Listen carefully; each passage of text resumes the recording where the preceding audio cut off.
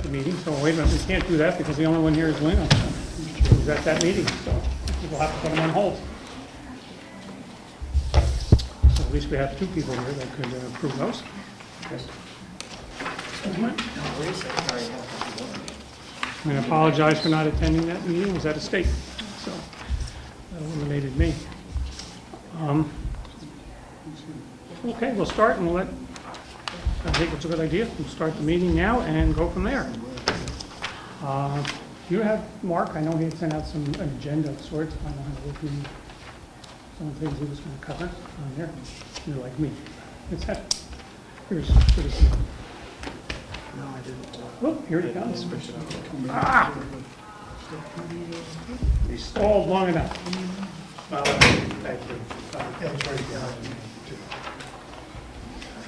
Oh, good. No wonder about him. Just started on the minutes and decided not to do it since only one person was here that was at the meeting, so. Sounds good. And that's all yours. Thank you.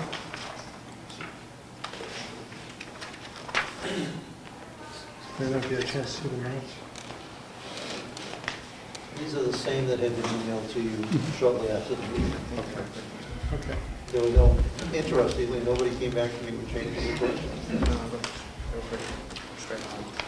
Sounds great. So, motion to accept the minutes is distributed. Second. All those in favor? Aye.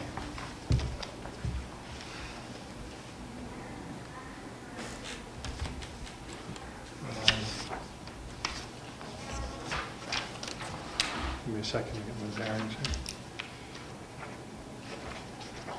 As I said, Ed's right behind me, so I apologize for my tardiness, and he'll be right with us. We'll start then.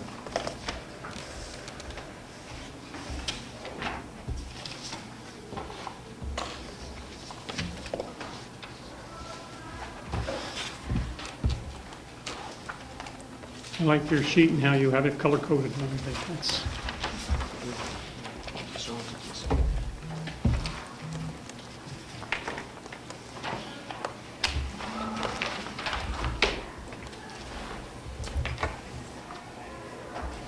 Updated, actually just skills update Okay.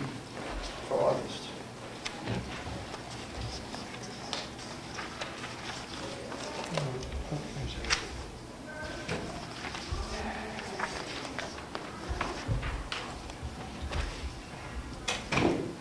nothing like a grand entrance.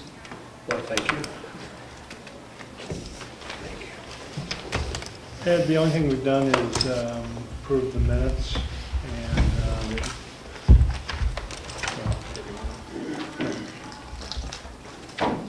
the same as distributed, Ed, unless you have any comment. We've already gone past that. Okay, why don't we start in on the numbers for August that you have here, Howard or Paula, please.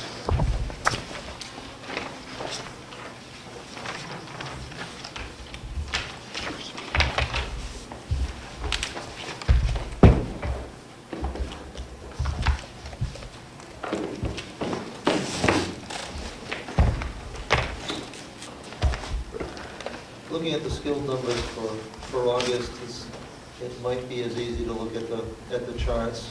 And the first one is total work days. It's actually favorable movement. The heavy multi-line is the current year, 2015. Solid lines, 2014. So August was good. We added a new chart, cumulative year-to-date.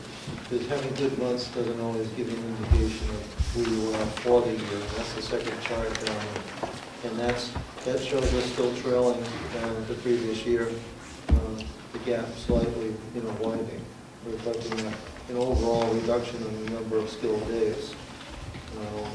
Shows us 500 year-to-date, 8 months year-to-date, some 527 days under last year. Not inconsistent with what other county homes and nursing homes are experiencing, but certainly not favorable to our budget. Howie, can you indicate the difference in revenue that 527 days? Well, let's see, that would be somewhere in the order of $300-400 a day. It varies considerably, Okay. but it is clearly significant. And if I could back you up, RUG days, rug days, RUG,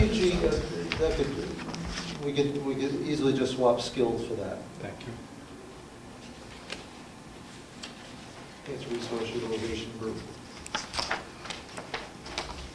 And ultimately you'll see it referred to in some things as Med-A or Medicare A days.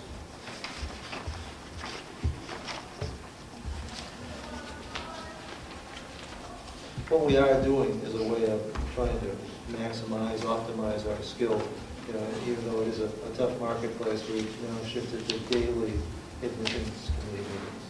So it's something that's not being looked at monthly, it's not weekly, it's daily, with the idea of doing everything possible that we can to incentivize, encourage, and facilitate skilled admissions. And when did you switch that policy, practice? We started that last week.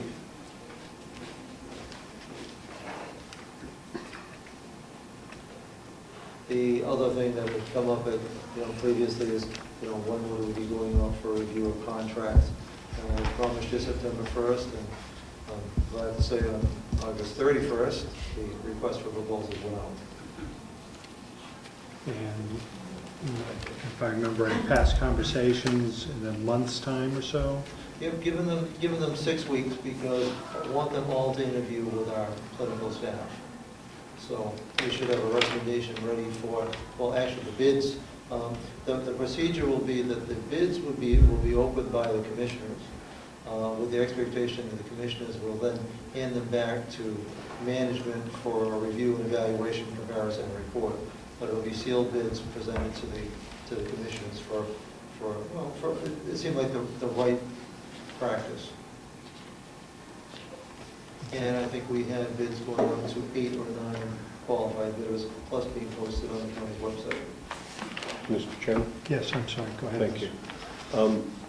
And are those all agencies? Or is that the RFP is going out to agencies? It's going out to outside contractors, including the one we presently have, Genesis. And there are that many in our area that could service our geographic area? Well, I took all the ones that other county homes are presently using, plus others that we know to be good and that have a presence in the Northeast, or that have a presence in New Hampshire specifically. Okay. That's positive.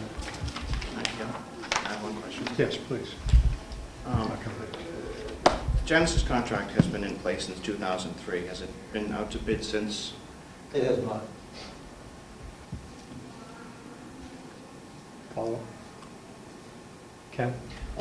So, a few days ago, this came up in a little discussion, and in thinking about it, and I haven't even talked to Howie yet, I'd like to come up with some sort of a brochure, a pamphlet of some sort, capitalizing on this beautiful facility, and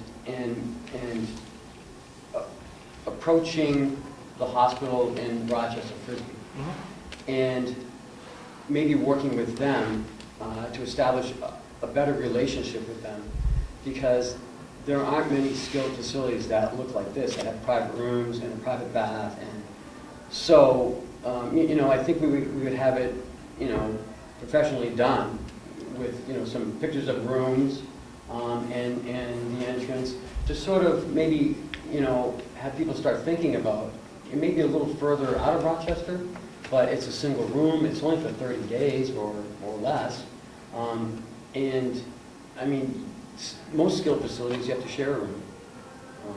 So that was something I was thinking of advertising it more and maybe marketing it more, I should say. Okay. If I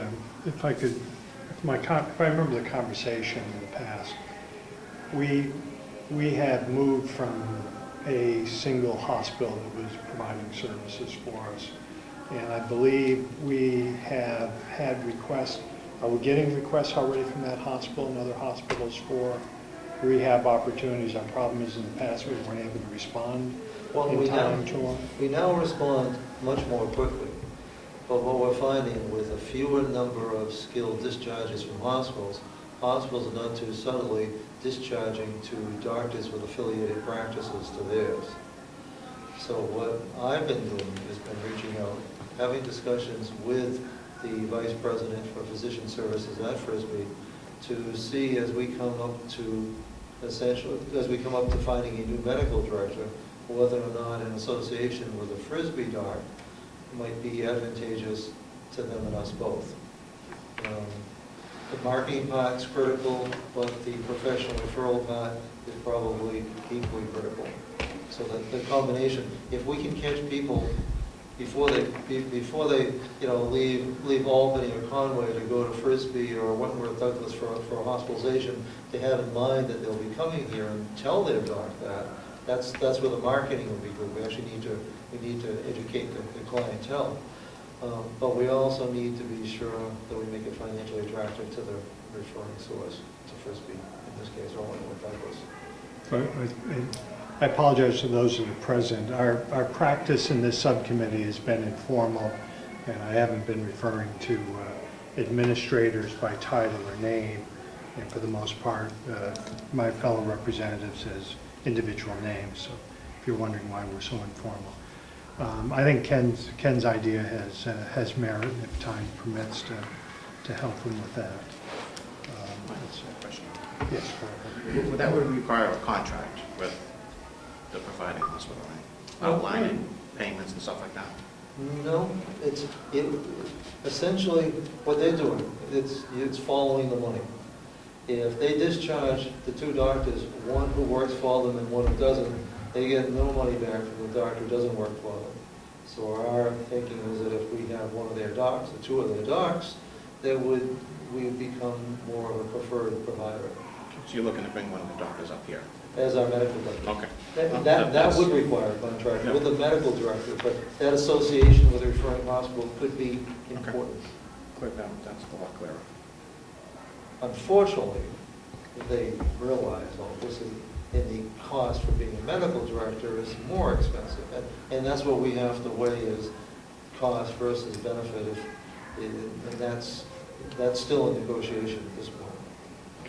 Can that be based on how many people you get percentage rate, or Well, the more they send, the bonus for them to? Well, and that's my thought, is the more residents, our residents, their patients they have here, the more beneficial it is. There doesn't seem to be a correlation between what they want to charge and the number of patients they would have here. And that's the point that we're negotiating now. And when it comes down to, skilled care, if someone, is leaving the hospital, isn't it their choice to where to go? It is, but we're also vulnerable at that point. We usually go where our doc goes, unless we have a clear idea of where we want to go. And that's where the marketing would be important. If they could go in knowing that they want to come here and even make pre-arrangements, have a tour, see things, then they can say they want to be closer to home and they want that private room. Okay. Other questions on that? Our number of days, people in beds, how's that look from the last time we met? Capacity? We're running a pretty solid 98%. We're averaging a little 100 point, I think, through August, 100.1. The ideal would be to be at 102. So not where we want to be, but we're not far off. Okay. So we've been holding where we were in the past. Correct. Okay. Do we want to go over income and expenses where we are at this point? Looking at our meeting coming up on the 9th, and last time, if I remember, you were still holding fairly close to, can't even remember the percentage at this point, income. When we looked at income and expenses, you were still holding your own, and you thought that wouldn't continue. Where are you with that now? Well, we don't have August numbers yet, but based on the leading indicators that we have, especially with the skilled, revenue is trending upwards, expenses are holding the same, so I know that we are within 1% of the delta between the two. So, our revenue is down, but our expenses are correspondingly down, leaving us just, it had been 1.4, now I think it's just a hair over 1% off the target. So you're doing well. So that 1% represents, in round numbers, what sort of number? It's actually, I have the exact figure here, it's 0.7%, it's $101,858 at the 7-month mark, is a variance, negative variance. Okay. But does that include the pro-share thing? That does. That includes pro share, and that includes the amortized portion of the pro share. Okay. So that includes only the 7 months worth of it. So my. I just want to make sure that that's. No, good point. That's something you'll find that, my management numbers and the finance office numbers will differ because they're dealing in cash, I'm dealing in accrual. So to give you what I think is a more accurate snapshot. Because otherwise it'd be better. If we had all the pro share money in Yes. there, it would be pretty much ahead of budget, which would be misrepresenting it. Thank you. Lino, questions? So I'm guessing that the paper that we have in front of here was set up by the business office. No. It's set up by me and also Chip Alvey. So no, these numbers didn't come from the nursing home. Yes. They came from our budget, and it came from Powell's numbers. So we're 927,000 in the negative come the end of the year, is that what we're If projecting? we keep trending the way we are. So we're going to lose 800,000 between today and the end of the year. I'm hoping not, but again, these are averages. These are trending. We're going to trend the way we're going. That's exactly what's going to happen. I mean, we may get, a little more private, which will help. I'm not sure what the bed tax, So it may look a little different, but, I can't estimate, I can't guess. Well, I'm wondering why it's looking so much in the opposite. Last year, when we didn't have numbers, we got up to last quarter, we lost $800,000. This year, we have numbers. Everyone's working hard in that direction, and we're through 7 months, and we're 1% under, which is somewhere in the neighborhood of $100,000. Someone explained to me why we think we're going to lose over $700,000 in the last 5 months. Again, it's what we've received so far, and then you would take an average of that over 7 months, because I have it up until July 31st. So then you would project that 7 months. What's the average of that 7 months? So say it's for Medicaid, $595,000. That's how much we're going to get. On average, we may get $620. We may get, Are those a little numbers, bit less. if I could, and I'm sorry to interrupt, are the numbers that you're looking at in the calculation, are they with 101 beds filled going through the end of the year? There with Because last year we had this big drop-off where we didn't have beds filled. It doesn't even begin to make sense to me. And I'd like Paula and Howard, if you could, to tell me why we even stay open the last 4 months or 5 months of the year. Well, I think what Ken is saying, like he said, he used an average. So, in July, it looks like we got 579, but he did an average for the end of the year. And like he said, some months we might get more than that. But he did an average just to be safe. So if we have more, if our beds, if we get more people in and we stay at 102, then this is going to be much better. But if we do the average of where we've been running and keep trending that way, then I guess what I'm asking is, we have been running consistently 101 beds this year. It's a number I keep hearing when I come here. Is this projection using 101 beds? If that's what the Using- revenue is, right. then that's what it I'm is. gonna say, yeah, if you're using the average of all. If there's a difference, this is a revenue estimate. Our ability for the second half of the year to keep expenses under budget. thank you.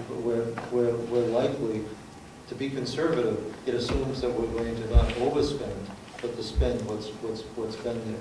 We've been able to save quite a bit, and we will continue to save quite a bit, but that's gonna vary with the patient mix. If our skilled is down, our skilled expenses are down.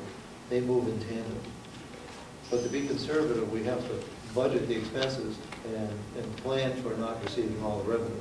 So this is a dutifully conservative estimate, as it should. And when you're doing that, and you've used your revenues for the last 6 months, or it should be 7 months at this point. So have you used those same numbers on expenses? No, I don't- our expenses are down by, through 7 months, down by $484,000. Now, our revenue was down by $586,000. That's where the $101,000 came from. So that we've been able to save money, and we hope that we're going to be able to continue. But the revenue is projected to continue at the same rate that it has, not to go up, not to go down. Mark? Yes, Ed, I'm sorry, go ahead. So the budget information that you're looking at for the end of July, is that what you're looking at, Howard? Yeah. We don't have that information in front of us. Is that also correct? We have this revenue sheet and we have this, but we don't have the budget comparison through the end of the month. That's true. You don't. Okay, all right.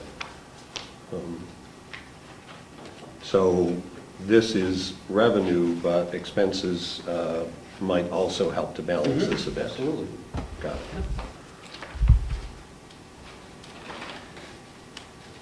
And if I could further, Please. thank you. This adopted budget is based on the revenue numbers that we've been talking about for a while now as being greater than what the commissioners recommended and greater than what management recommended. Is that correct? That is. Those are our numbers. Right. And so, as we look at this, say there's going to be a deficit at the end of the year, whatever that is going to be, we can struggle to understand it better, but it looks to me like somewhere there's going to be a deficit at the end of the year. Are we trying to understand this as we move into the meeting for the 9th so that we can help to look at how much money we may need to raise? Ken, are you suggesting, do you think that in addition to whatever that 2.5 or 2.6 number may be, that there may need to be other monies that need to be included in that amount to manage the budget to the end of the year? I'm just wondering, in the MS 42, this is going to reduce the revenue by 1.6 million. Will this have an effect on this? If Well, the based revenues- on the supplemental MS 42,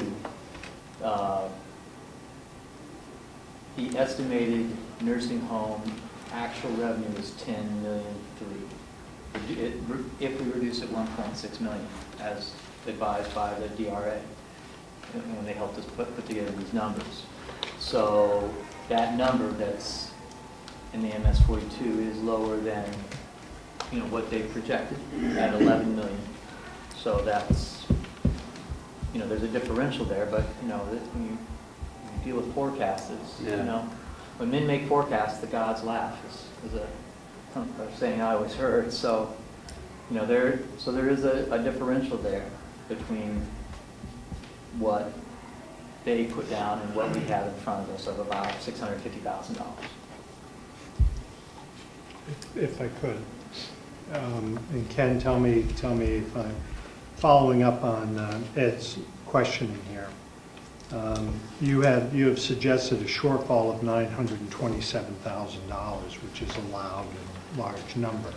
But the truth is, that's not the net of where we're going to be.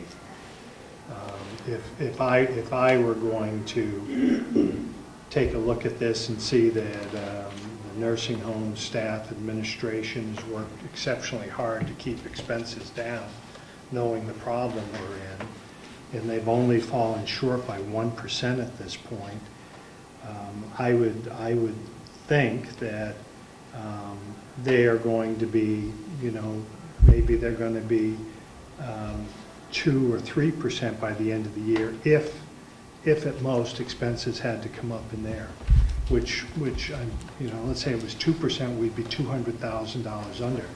So, and if it was $300,000 under, that's good teamwork by them to keep that number. So I guess what does the $927,000, how does that relate to on what the representative asked you, and how has that figured in to the money that the commissioners are looking for a supplemental budget? I hope we're not talking a number like that, because it doesn't seem to me possible that we could run that far in the hole, knowingly watching the money. Again, I just took the numbers that I got from here, and I just divided them by 7, the revenue that Oh, I fully understand Okay. that. My question is, how, and I'm following up on what Representative Butler said was, how does $927,248, how does that relate to your supplemental budget? Does that have anything to do with what you're asking for in the supplemental budget to cover a potential, what will be a loss in the nursing home? And if I could just add to that, please.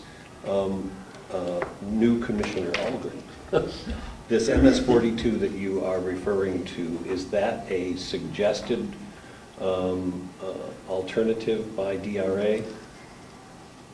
That you're saying is... Yes, we were hopeful that you would have received this information already, it has been The distributed. executive committee should have received it. Yeah. That may be, but you have no idea. Okay, so, Somebody said yes? No, we have not. so, And I think. Sorry. I believe that I have received Okay. it. Yes. If he has, so have I just haven't seen it, I'm sorry. well, it's certainly not a secret. We're On hoping- Tuesday, I don't have time. Yeah. So, I have a copy, I just received it myself yesterday, and we'd be happy to make copies for you. But the answer to your question is that in this document that was prepared by our business office under the tutelage of DRA, Right. we put this together and to have everyone make it, but they helped us with it. And essentially, kind of where, using kind of larger numbers of things, is that they recommended a $1.6 million reduction in the revenue at the nursing home. So it took it from the 11.9, it takes it from 11.6, apologize, I'm just trying to get things confused on my piece of paper in front of me. 11,938. 11,938. got it. Down to 10.3, $10,350,000. Do MS-43 that they put together. Okay, 42. so according to this document, they're reducing the estimate down to $10,350,000. This says we're going to hit 11, according to this, we're going to hit 11 million. Okay, so that's the differential that I mentioned just a moment ago about the $650,000 differential between what this document shows. So that changes this number considerably. Right, there's a $650,000 difference in that number, which would reflect directly, instead of it being 2.6 million, it'd be 1.95 million. Okay, but, you want to have a little wiggle room because of other factors. We need to have cash flow, and there's other factors that are affecting our overall cash flow in the county. But So the answer to your question is that is a differential, $650,000 between that number, and then what they've also recommended essentially is about $750,000 in deficit reduction that goes on our expense side, and that's 42. So that's just kind of the brief overview, but then I'll get somebody to make copies of this for everybody, and then you can. And let me answer your question. When I did my cash flow analysis, I took actual revenue. I didn't take the Medicaid numbers because we never received that. So I took what this and this, and that was the number I was going with. So yes, my cash flow analysis does cover this, because mine was on actual cash, not on the Medicaid revenue. Because we don't get that. So we bill for $607,000, we'll get $285,000 out of that. And we don't get it the same month. So Right. what's billed in December can be 60, 90 days out. So what we treat as revenue and what we treat as cash are two different analyses.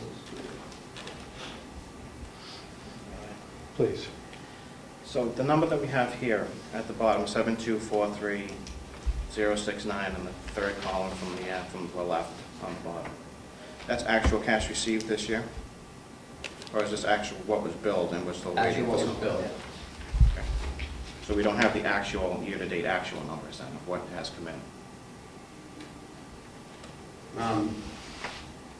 Usually when my accountant sends over actual numbers, they're what Which is would be here? a cash flow. Yeah. Which would be like the 285 to 306. Right. I'm just confused with when you guys say have actual. a cash flow statement next door, because we don't keep a cash flow statement.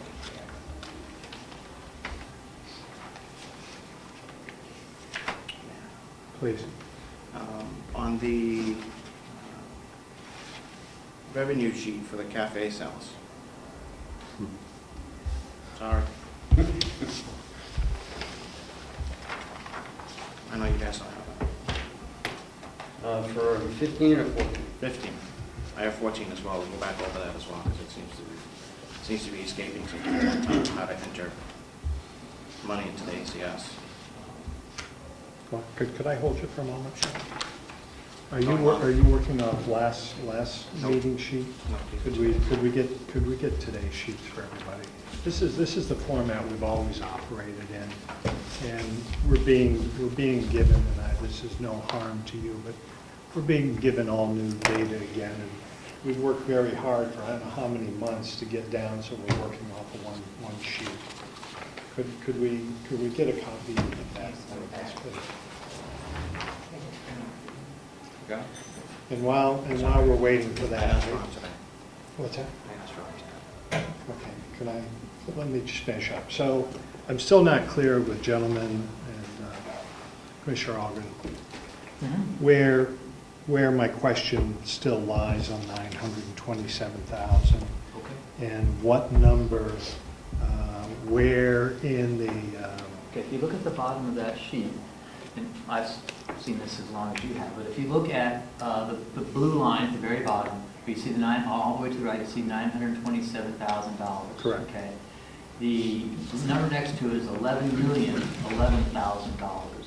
That is the projected revenue accrued till the end of the year, based on the fact that we've collected this 7,243 over here where it says year-to-date actual. correct? And then at the bottom, you see they've taken that number and then they've projected out an even flow of 753,000.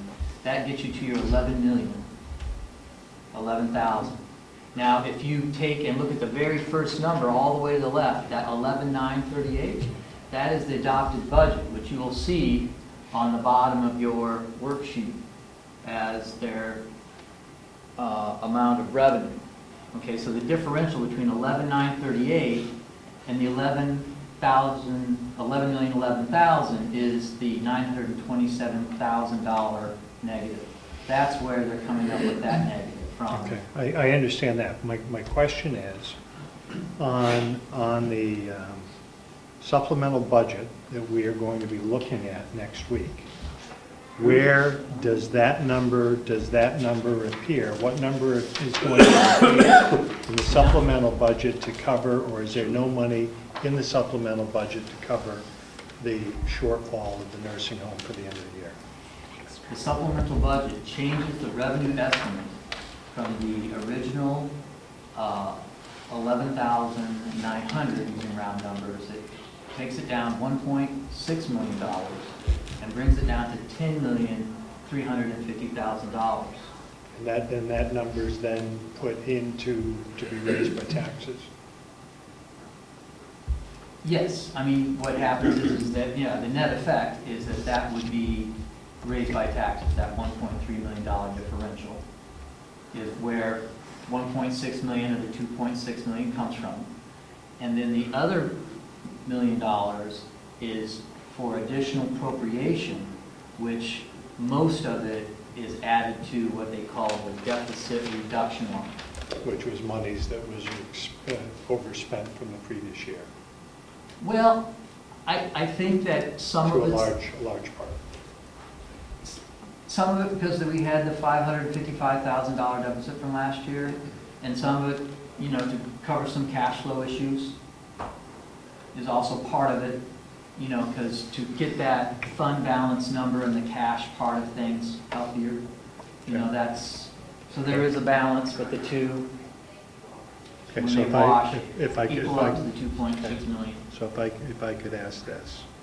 So if that differential between the 11.0 and the 11.9 is put into the supplemental budget, which basically I believe is what you're telling me, then where would, and if that number comes off of there,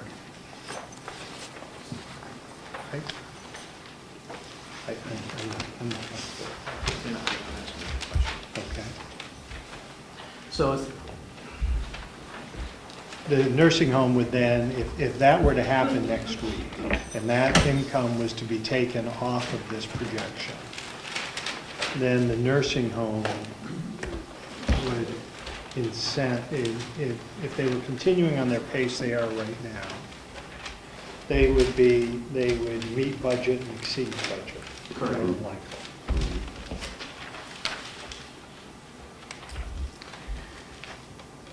And Even though it may not require that much money to be taken off from what we're seeing right now.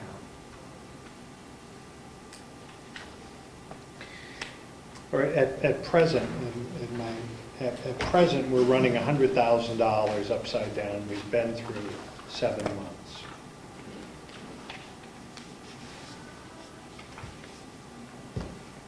If I'm incorrect, I'll stand there. If we continued that trend, we wouldn't be at this number of $900,000 because this number is not taking into account our expenses and our lack of spending on expenses. This is just a revenue projection. So I personally have issue with that, but I open up to other people's questions. Yeah. You know, I'm sorry, you know, if I didn't know what the format was, I just, you know, we were just working on this, I thought I'd just share it. Oh, no, Huh? I'd rather this than this crap. well, it's, and I'd like both. Yeah, definitely both, but this is much easier to read and understand for Well, that's like. common people. Right, I can understand. so on page, if I may Please. just offer what might be helpful, if you look at page, I understand what you're saying, it's like, okay, that's great, we're saying our revenue projections need to be lower, but we've also may be able to predict an achievement of a lowering of our expenses. Correct. And so where would that go on the MS-42? That would go on page 3. Okay. So that would go on page 3, on this sheet,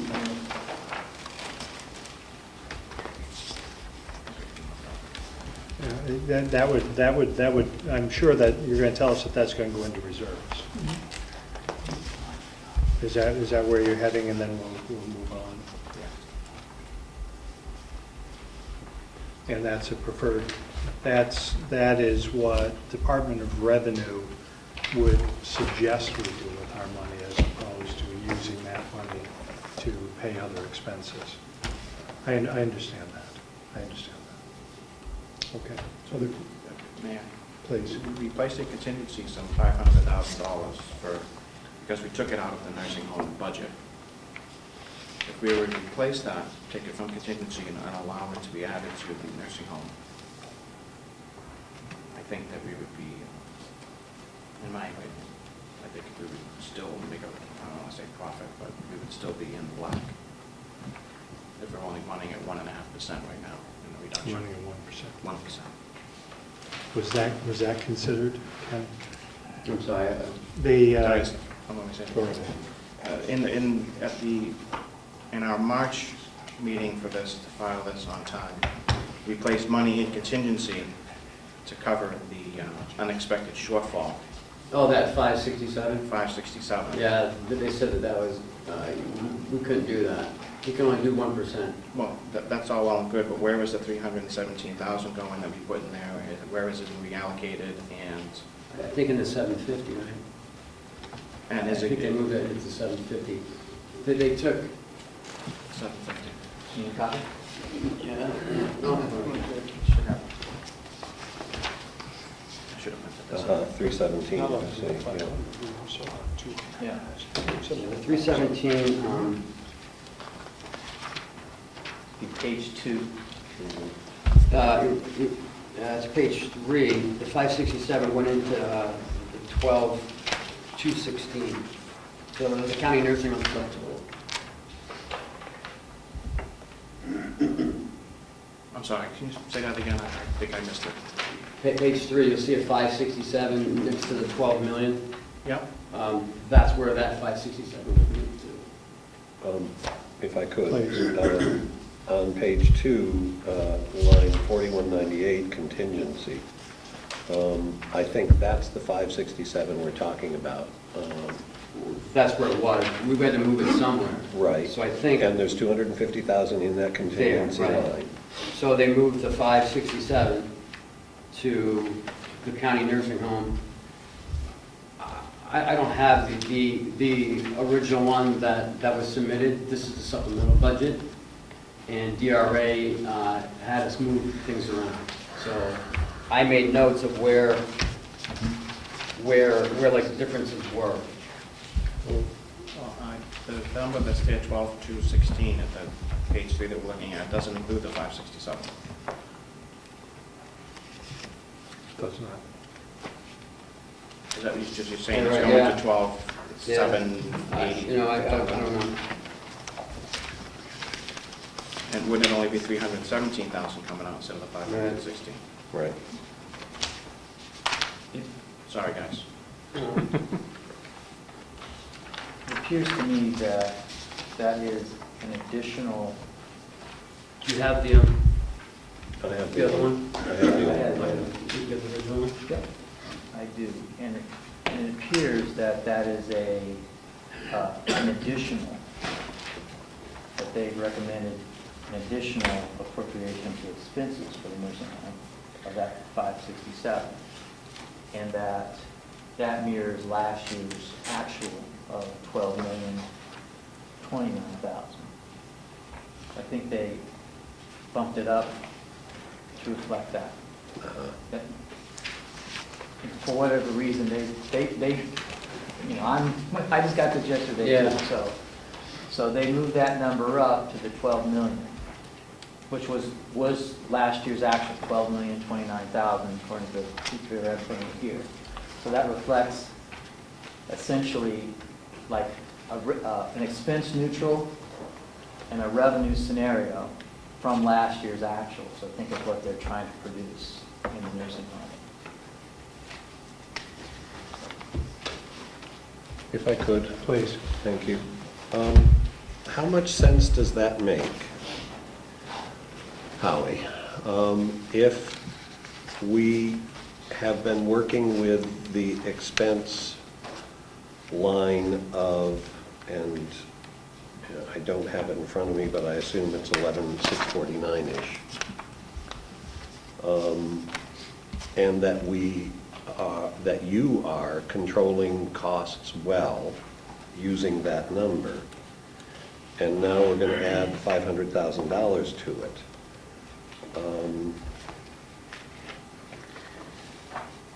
I don't understand the rationale there. And maybe you don't either.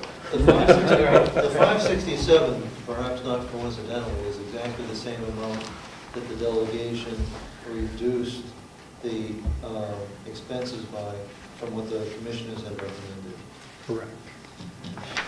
And I guess our question is, so if I believe representative's question was, if we're showing that we're raising another $927,000 plus or minus to make whole the projection of income, and we set aside $550,000, and you've been using our budget item right along, and you've been able to stay within 1% of it through 7 months, it would seem to me that if we were to take our $550,000 that we took out of your budget and brought it back into your budget, it would reduce our 927 down to a number less than $400,000.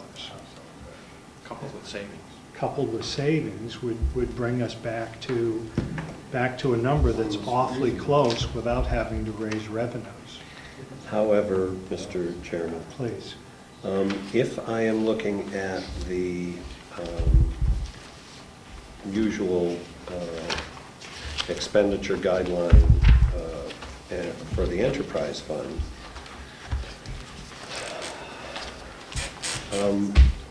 Lino, do you have one of these? Which one do you want? Any one that would show the adopted budget for expenditures. I got it. Right, no, I've got those, but I'm talking about our You're budget talking about the worksheet. budget that we voted on, that we brought forward? The budget This worksheet. is what we brought forward. 14,079,848. Right. And if you take out the bond, is the bond only 1.175, or is that? 1.8. 1.863. So if we reduce that 14,079 by 1.8 for the bond, then does that achieve that 12,216, which is what the DRA is recommending? I guess, it Comes gets pretty close. it gets a little confusing, but I Pretty think, close, yeah, without the 500,000. right. So then I think somehow that's where that number is coming from. Well, if you look, for this budget year, they moved the bond payment and the interest payment to the enterprise fund. Right. Where before it was a general fund expenditure. On our work, or on the delegation's worksheets, I guess there are worksheets too, so. Right. So that's why there's that differential of 14 million versus the 12 million, is because Exactly. that money is moved under long-term debt, I believe, probably. It wasn't an additional expense, it was just reallocated. Yeah, correct. So, this MS 42 versus where we put our numbers can have some movement, because of that, so. So I would suggest that this $12,216,004 is more correct than the original MS-42. Does that make sense? It gets us closer to our numbers that we want to hit. Okay. Less of a deficit, All right, at least I understand that number. Thank you. at least in the nursing home. And so, Right. also, I think with it, essentially, if you look at, my thing says page 2, the copy that we just sent out, is that if you look under this 4198 where it says contingency, they took away 317,000 out of that line. That line in our original MS 42 was 567, but it doesn't say where it's been reallocated. Right. That Right, that money was taken, so they took that number away from there, and then, so that offsets some of this 567, so it's really the differential of 250,000 net. So that's where you get your total of 750,000 from line 4199, and then a net differential of $250,000 between the. So we're looking at 433,000 on the general government subtotal, moving all the other money around. Well, essentially what happens is you have the net effect of taking away 317,000 in one expense and adding 567,000 in one expense. So you get a net effect of an additional 250,000 between those two things. Right. 567 minus 317 equals 250. Which will still be in contingency. But, well, that difference is 250,000, and then coincidentally, there still will be $250,000 appropriated for the contingency fund. But that net differential of 250,000 plus the additional under other expenditures, that line right underneath there, 4199, says WNS IT and deficit reduction.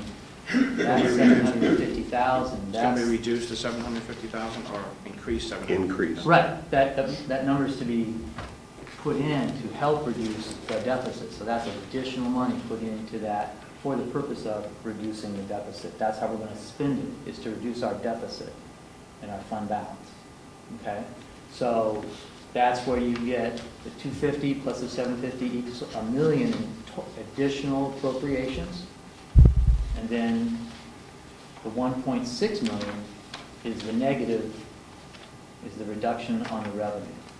That's where you come up with a total of 2.6 million. Is it reasonable for you to consider, I mean, you're the delegation, is it reasonable for you to consider a little less revenues based on what they're putting forward here today? That'll be up to you. But, you know, I think, if I interject my opinion, that it's probably wise to stick with at least the $2,200,000 in expense, because that's what we've realized in the past year, plus a little bit of growth in expense. They're working hard to do that, but, you know, now as a commissioner, I'm held and bound to keep the expenditures in line. So if we go over that, we don't spend it. Whereas with the revenues, that's another story. So if you felt like you wanted to try to trim it a little bit, that would be up to you. Okay, thank you. The MS-42 that we had before us, this was prepared by our business office and then reviewed by Department of Revenue They called Administration? and told us where to put each. Or did Department, help me understand this, because last time around, we saw MS-42s that swung $1 million+ in a day. So what I want to know is the MS-42 this year compiled with your input and your numbers with backup of the business office, or the business office that's missed the mark in the past, put this number together again, and then Department of Revenue has not been overly probing to date in their investigation? Did they just okay what was given to them, or did Department of Revenue Administration say this is the way it's going to be? I'm sorry to be frank, but I really want to know this. And I can understand that, and you should be, seriously. So this was done by our business office, submitted to DRA. DRA called and said, no, you need to move a couple numbers around. So they worked with Kathy Gary, moved the numbers around, she submitted to them. Gary called me, we went over this, and that's what they said, this is what it should look like. And at that time I sent it over to Karen and you and Ed. So it was under the guidance of DRA. Any further questions? Ed, please. Thank you. as we present this on the 9th, we're going to be saying that,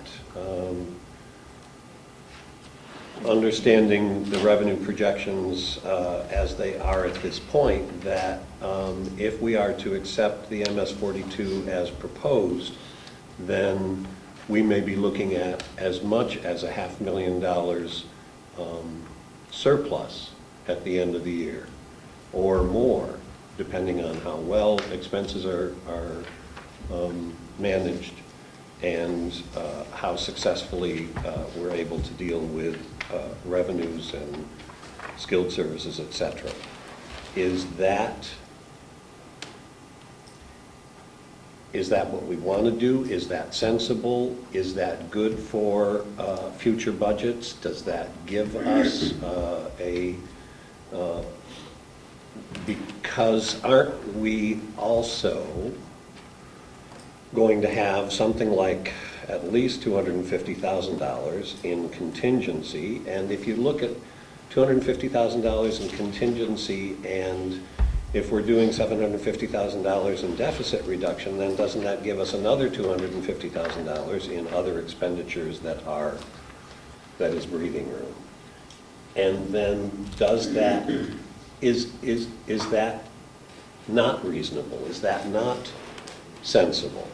And I know that they're not easy answers, but we want to have the best argument we can relative to, at least to the nursing home recommendation. Commissioner Oliver.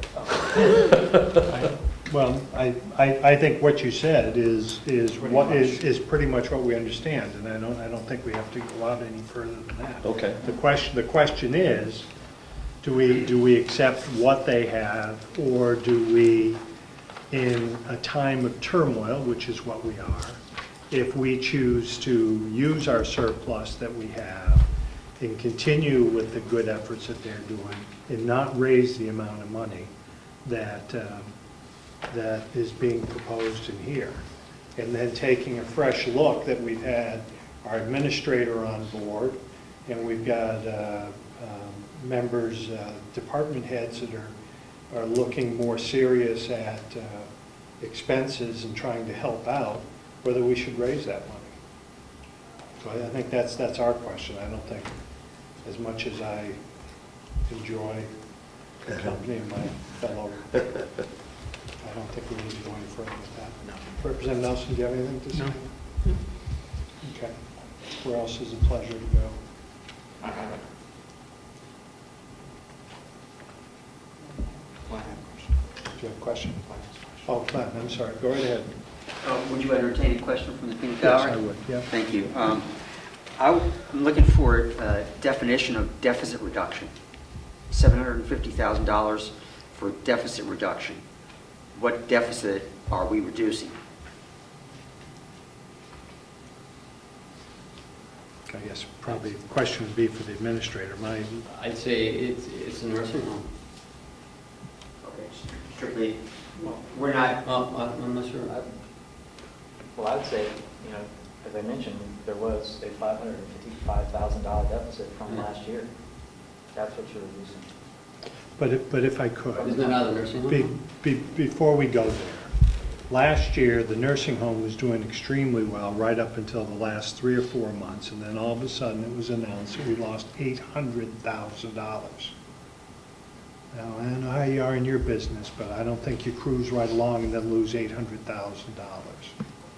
So if we're basing our numbers off losing $800,000 again, which is kind of what we're doing here, I don't think that's right. I'll go back to Representative Fardelli. thank you. One reason I'm asking is because that $567,000 that we were talking about in March as the deficit was moved into the contingency line here. So there's that aspect of it too. But then when we got the auditor's MS-45 in March also, it showed a deficit of $907,000. So I'm not clear on what the actual deficit for 2014 was and how much was encumbered in 2014 to pay expenses that was borrowed in 2015 from the TAN money, was taken from the 2015 TAN money to pay expenses of 2014.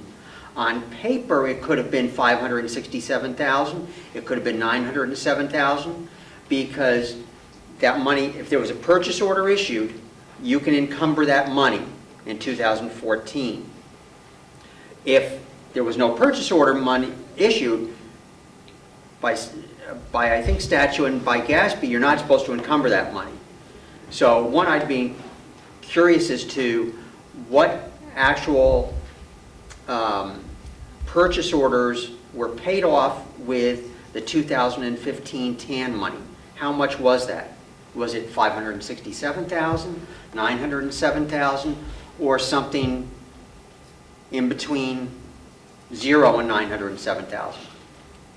Thank you. I believe that question was asked last week by yourself. And Ken, was that question brought forward last week? And Representative Umberger asked answers to be brought for those questions. I couldn't tell him what was purchased out of 14 and paid with 15. I have no idea. And from the due diligence I know that you have performed the day you walked into this office, if you're not able to find out, then it's safe to say the Commissioner's office has no idea what that was. And it's safe to say that the business office has no idea what that is. So it brings me back to my point that we are charging the people in this county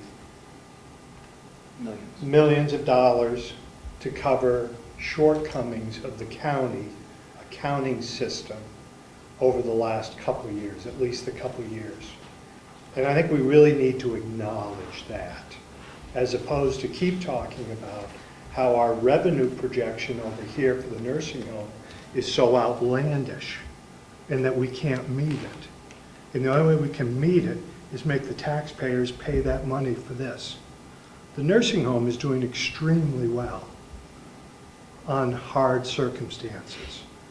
Representative Cordelli's question is true, and everyone over here is ignoring it. I'm not saying you.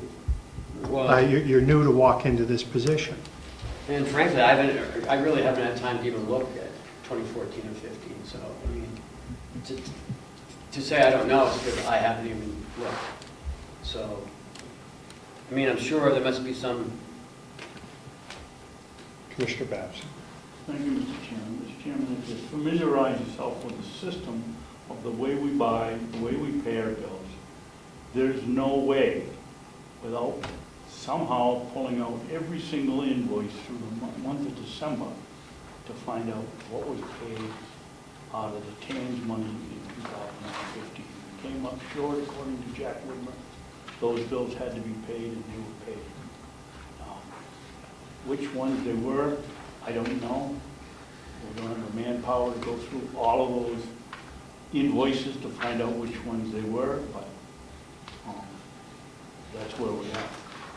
My understanding is the Department of Revenue, and this is just my own opinion, but I would believe if next week if I was to ask the Commissioner, Department of Revenue Administration, their time spent here in Carroll County would more than likely tell me that the accounting system is such a mess that they haven't been able to make heads or tails of it. I'm not arguing with that about that. I'm just saying we can't find it out. I'd say the same thing. So we always are on this, we're always on this bubble, always to push something through. We're in an issue that your office, you can't tell us where it is. I'm not comfortable. Ed, I'm sorry, I'll come back to you, Glenn, after Ed. Thank you. I don't think that anyone on the delegation, and likely in this room, does not understand that there were not ongoing accounting problems coming out of the business office over the past few years, having gone through what we've gone through over the past few months. I think, you know, I think the public understands that from the... I don't think that. I do. Okay. And you're saying that it's costing the taxpayers millions of dollars. In order to correct the problems, there is going to be, whatever that number is, an appropriation in order to go ahead and to be secure as we move forward. But I think that it's clear also that this money wasn't available when we took money to reduce taxes over the past few years, maybe over the past several years.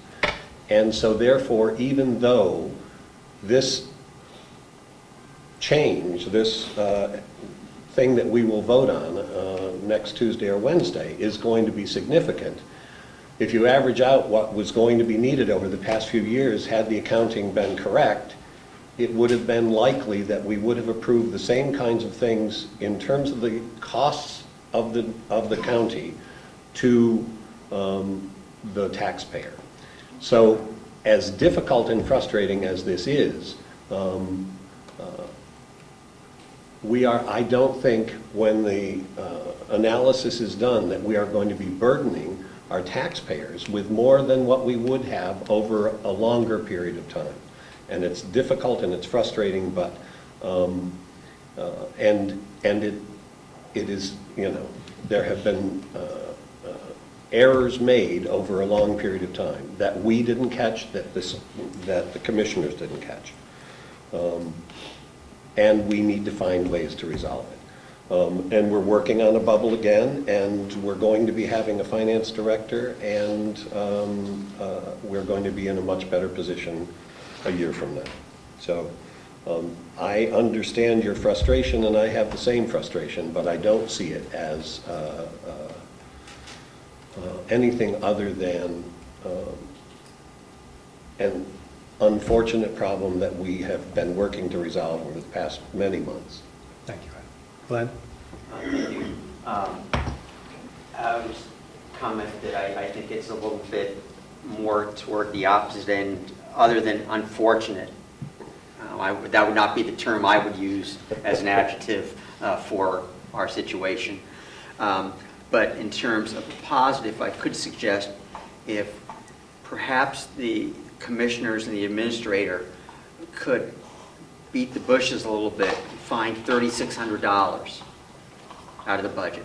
We can buy the purchase order module for our financial system for $3,600 and $720 a year in an annual maintenance charge. Maybe that would help us keep track of purchase orders and invoices so we can have an idea. We don't have an idea now how much was encumbered and paid from 2015 for 2014. Perhaps we should looking at a simple, low-cost solution going forward to solve at least this aspect of the problem. Point well taken. Other questions before we, I do just one. please? On the MS-42, since we're still stuck on that, are these audited numbers? Are these the new 2014 audited numbers? Are these numbers that were just picked out of what's written in the ACS system? Or?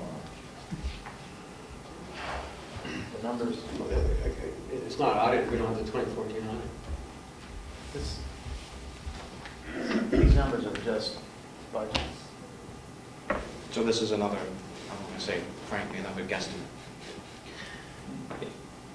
It is. Well, I might remind you that it's the guesstimate that the delegation came up with and approved and signed for. So that's, I mean, it's the budget. You can't, it's hard to audit just your forecast of the next year and where you're going to appropriate the money. So No, I'm just saying, these numbers the original numbers that came from here. wouldn't be audited. They would be, these numbers we put together and submit to the state as our projected, as our appropriations for the year under these designated categories. So, an auditor would not an auditor would review this particular form. Now, you might say you want to compare the actual numbers that we incurred to the budgeted numbers, which is reflected on this sheet. And this sheet transposes over to, the adopted budget line. So is it the MS 45 that's different than this? Yes, that's the one that the auditor does. Oh, my bad, excuse me. Okay, so any other questions where we are on this at this point? Okay, I would like to bring up, Ed, do you have something at this point? I'm willing to expand anything you want. That's good. At what point will we take up either supporting or making recommendations relative to the proposed MS-42? I don't know that I'm prepared to do that today. I would like to have a discussion about whether or not we might want to suggest a change and at least have that discussion so that if, when we go into the next meeting, we will be, as a subcommittee, either supporting or recommending changes. You want to continue through where we are and then take some time and then come back to this, make a decision today on that recommendation? Yeah. Or should we schedule ourselves a half hour before the meeting on the 9th? It's a valid point, Ed, and I want to get to that point. There's so much here. I'm not to that point. Okay. How does Bill, how do you feel about that? I'm overwhelmed with all the numbers. A half an hour before the meeting on the 9th is going to be a challenge, I think. Sure. Would you suggest another day to meet before that? Damn it, no. Well, I just, we have some other people who want to speak to us. If we take a bit of a break maybe in between that, and then maybe we'll see if we can come back and resolve it today. Okay. Okay, and we'll come back and revisit. But before I move on to that, Other questions for this would be the time. something else? Okay, I want to discuss the nursing home bond. So I'd like to move on to that. Okay. And then if there's other areas you want to discuss after that. When we were here, as the executive committee, had myself and Karen, a month and a half ago, Ken, we had asked for the numbers on what had been expensed for the nursing home bond, and we were presented with a long list of items that we paid down, and then we came to a $1.4 million unexpensed balance fund. 1.3. 1.3. And I left there under the understanding that we meaning the business office, could not tell us where that money was. That it had been released to the general fund, that it was not showing up as a balance anywhere, and that it had probably been expensed elsewhere. Now, I have followed with great interest the commissioners' meetings, and they're going to other towns and that discussion, and I'm hearing a story now that that money is sitting in a CD somewhere. Can someone tell me where that money is? Well, let's get something straight, Mr. Chairman. Originally, when we took the bond, 21 million went into a CD, Okay. 22 and a half. And Right. what the business office did is the bills came in, I think as you were on the delegation at the time, I believe, it was set up so that we could take one transfer a month, or 2 transfers a month out of the CD without being penalized, so they apparently moved the money. I wasn't here, so they moved the money. If they got a bill, they moved a huge chunk of money into the cash and checking account and then paid the bill. I understand that, and we've seen a list of what they spent money on. And I can't tell you whether there's anything left in the CD or not. I suspect there isn't. There isn't.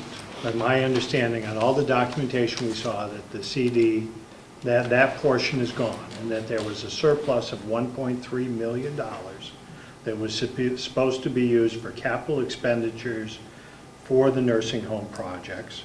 We were looking at some of that money for renovations of the nursing home. We spent money for that.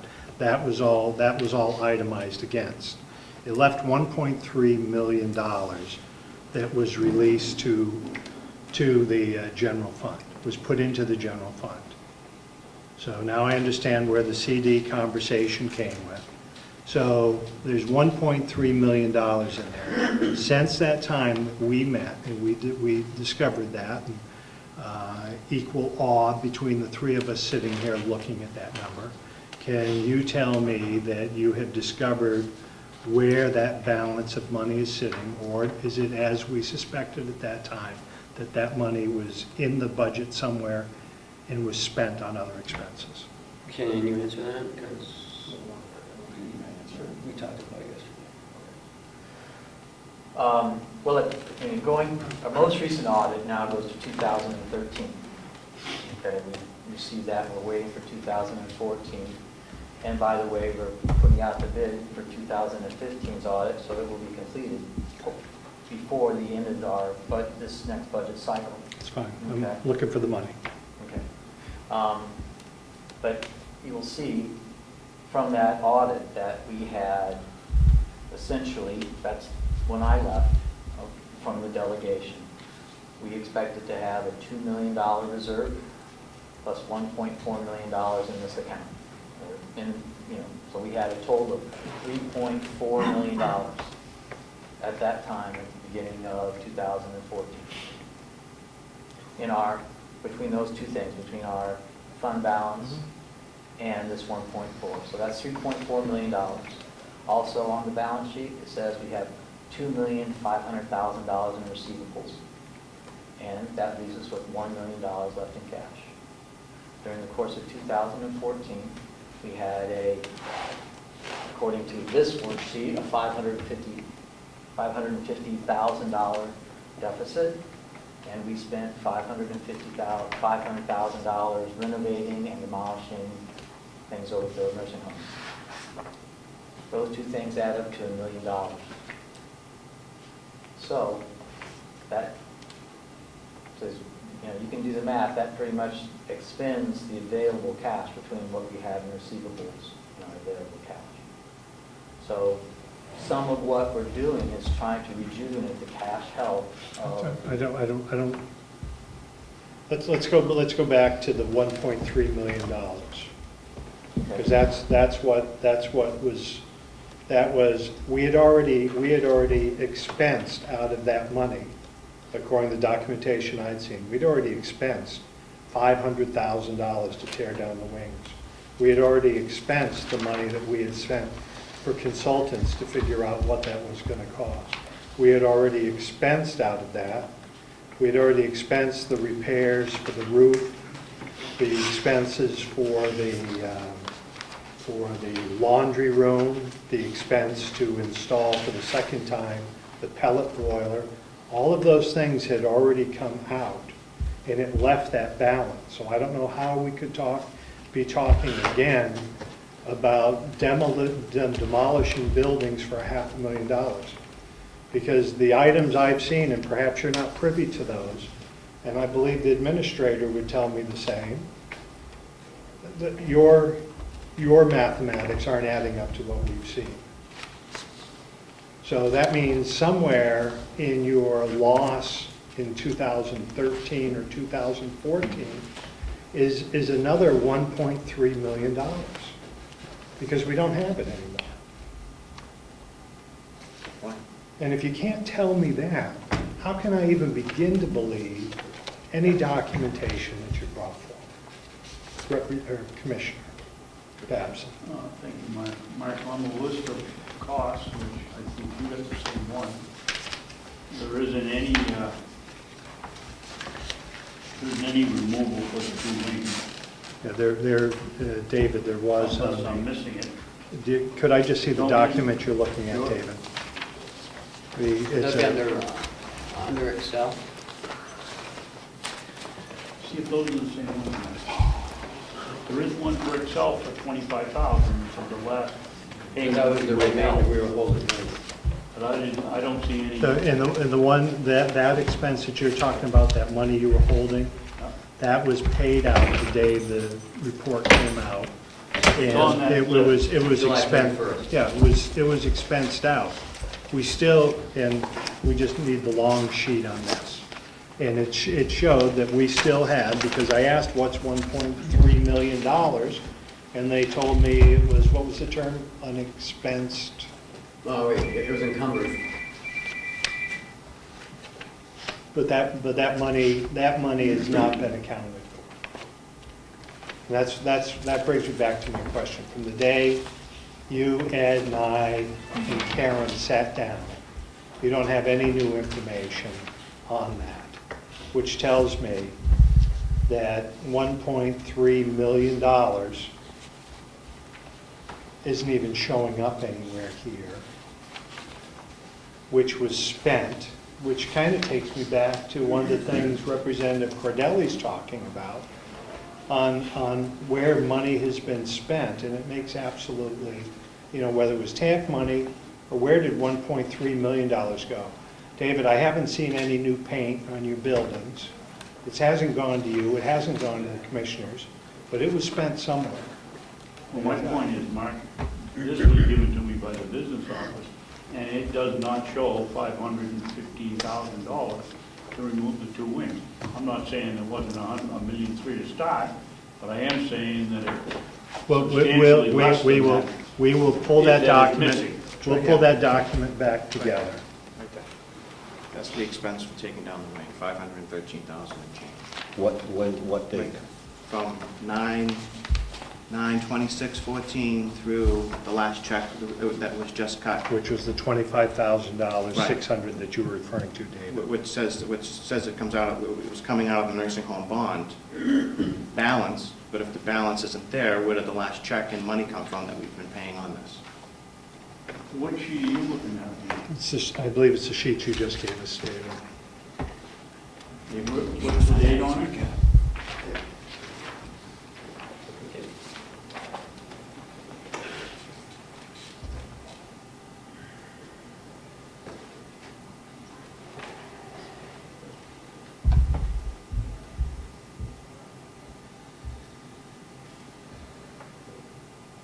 So my question, when we asked DRA the question last time we met, the accounting for $1.3 million, no one had an answer. And it would appear to me that today we're sitting here asking to infuse another $1 million into the system when we have balances in contingency, which is what we've put aside. And I look forward to our conversation, Ed, on what we're going to do with that. But I'll repeat again, I have absolutely no faith in your business office that they haven't come close to accounting for the money that's out there. And I'm disappointed that DRA looking at this isn't drawing the same conclusions as I or others. And the lack of enforcement by other state agencies, and the answer is, we're going to pony up more money. The taxpayers are going to pony up more money to make this better. And let's say we do. Let's say the delegation says, yeah, let's throw it in. Molten Borough, you should pay a lion's share, and Freedom and everybody else. I have no assurance whatsoever going forward that your business office has any control of where your numbers are, and that this isn't going to happen again. There was the delegation had issues in 2014, started in 2013, in that the delegation commissioned an audit of the commissioner's office, and the top 2 findings of that audit were that the county's finances were a mess, and that we weren't doing audits. The flag goes up, somebody independently looks. So then in the next year, we spend a fortune trying to recreate where we are. But the bottom line problems that were addressed in that document, in our audit, still haven't been addressed. I apologize for the soapbox, but I for one, will not vote for this number that's being brought forward. Other questions, I apologize. Yes. So, what would your answer be then to fix all that? I'm operating in a system that hasn't held anybody accountable for what they've done. In my business, I'm sure in Ed's business, Leno's, or anybody else, we wouldn't be sitting with the same people. They'd be gone. Well, I mean, we are moving forward with the new finance director, and I think that you'll see a big change with that. I'm here now, it's only been 4 or 5 weeks. And I'm still tickled to death you're here, and I'm very proud that you're here, and I really like the job you're doing. I'm still trying to get used to things, and, I can only say that, I'll do my utmost to make sure that this gets fixed, but it's not gonna get fixed tomorrow. We need time. And, again, if there's not any type of cash infusion, then we got a bigger problem. Do you have a timeline for the finance director? Yes. Start interviews Thursday. So I'm hoping by October 1st, get the person in and going. So, we're right around budget time. And if I could, Mark, Please. this issue of the 1.3, I think, is real. And I understand that Chip has been looking at it as well.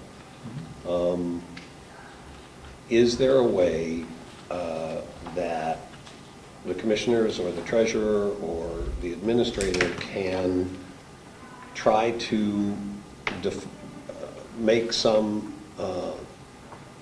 document that tracks it and make some projections? I understand that maybe we still have to wait for the 2014 audit to get better clarity on that issue. But what if we still have $500,000 or $1 million of some cost out there?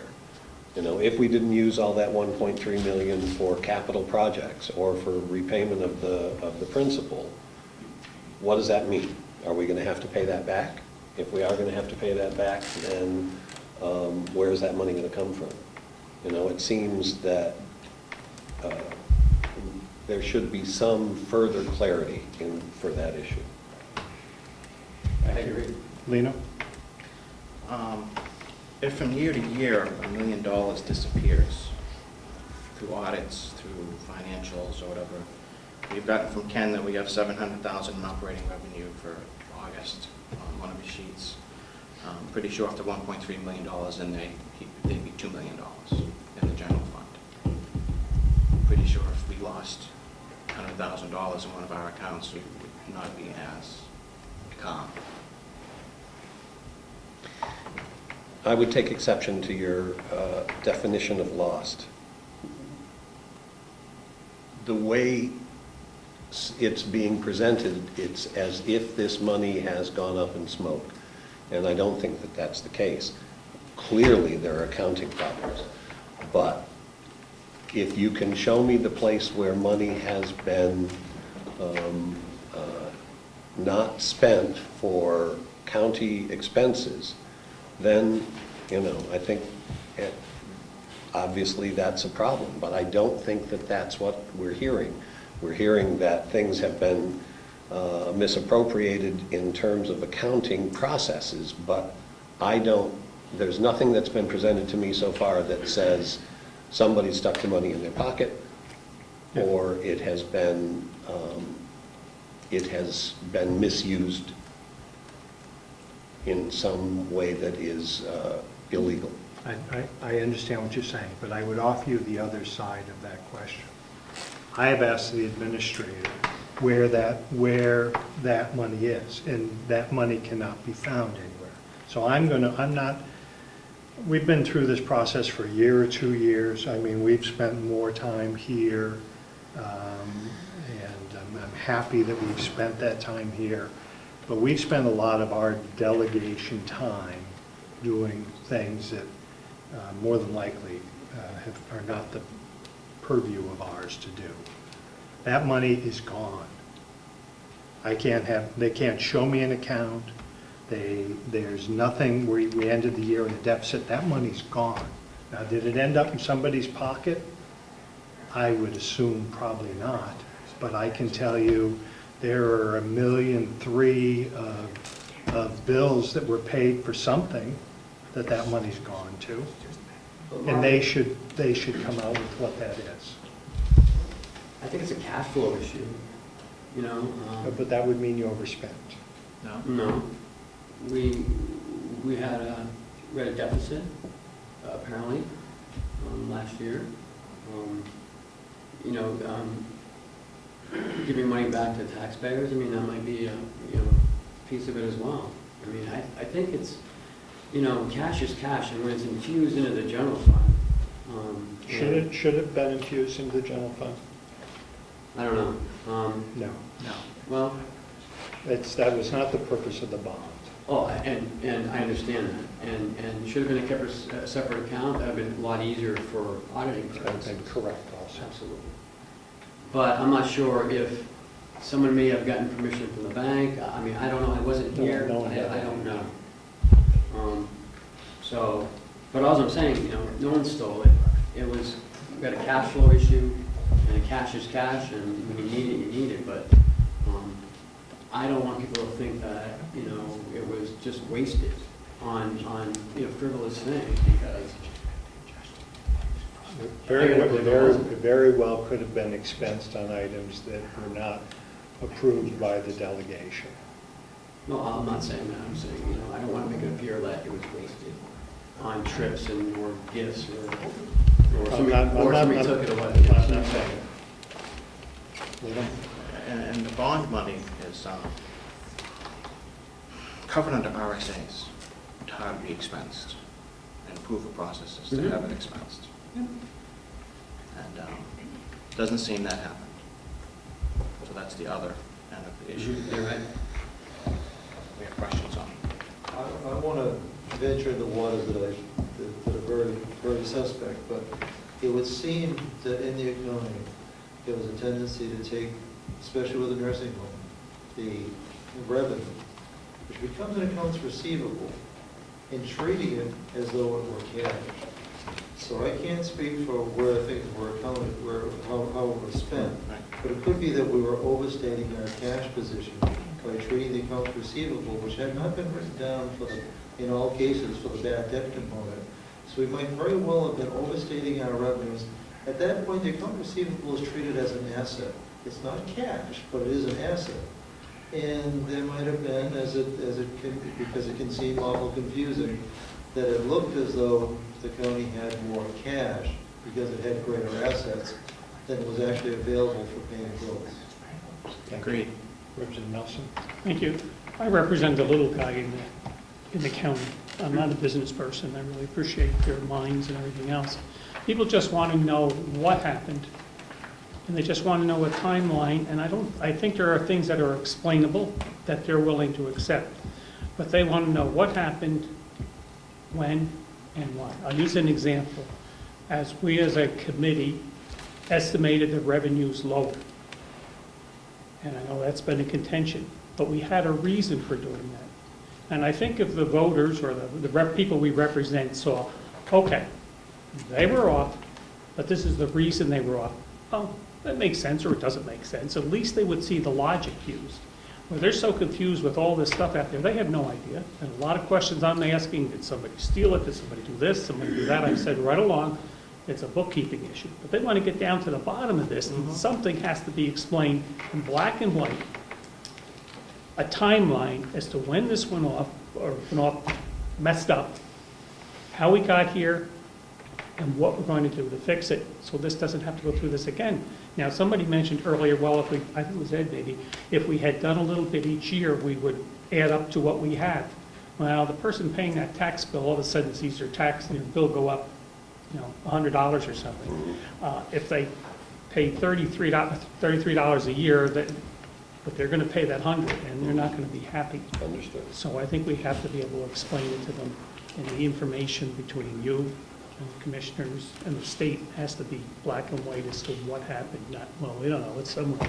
Before we move on, Glenn, did you have a comment as you had? Yes, thank you, Mr. Chairman. I would just comment in this discussion that last night in Moulton Borough, Commissioner Sorensen indicated that we had to use the money to keep the county going.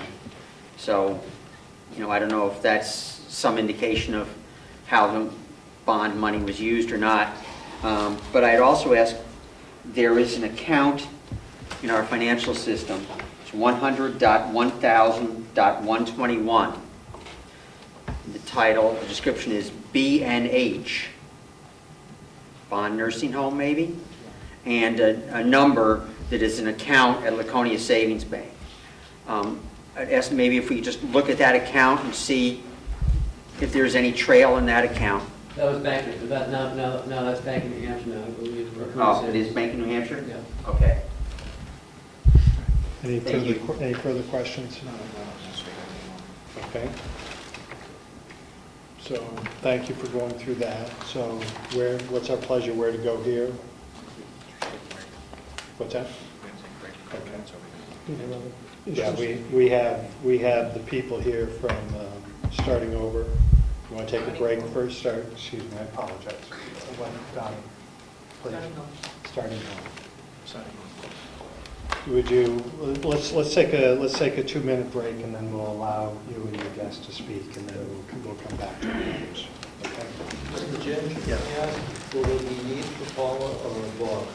There's people here, these numbers are going crazy things. It is so. And then you throw in a new commissioner, and he's got.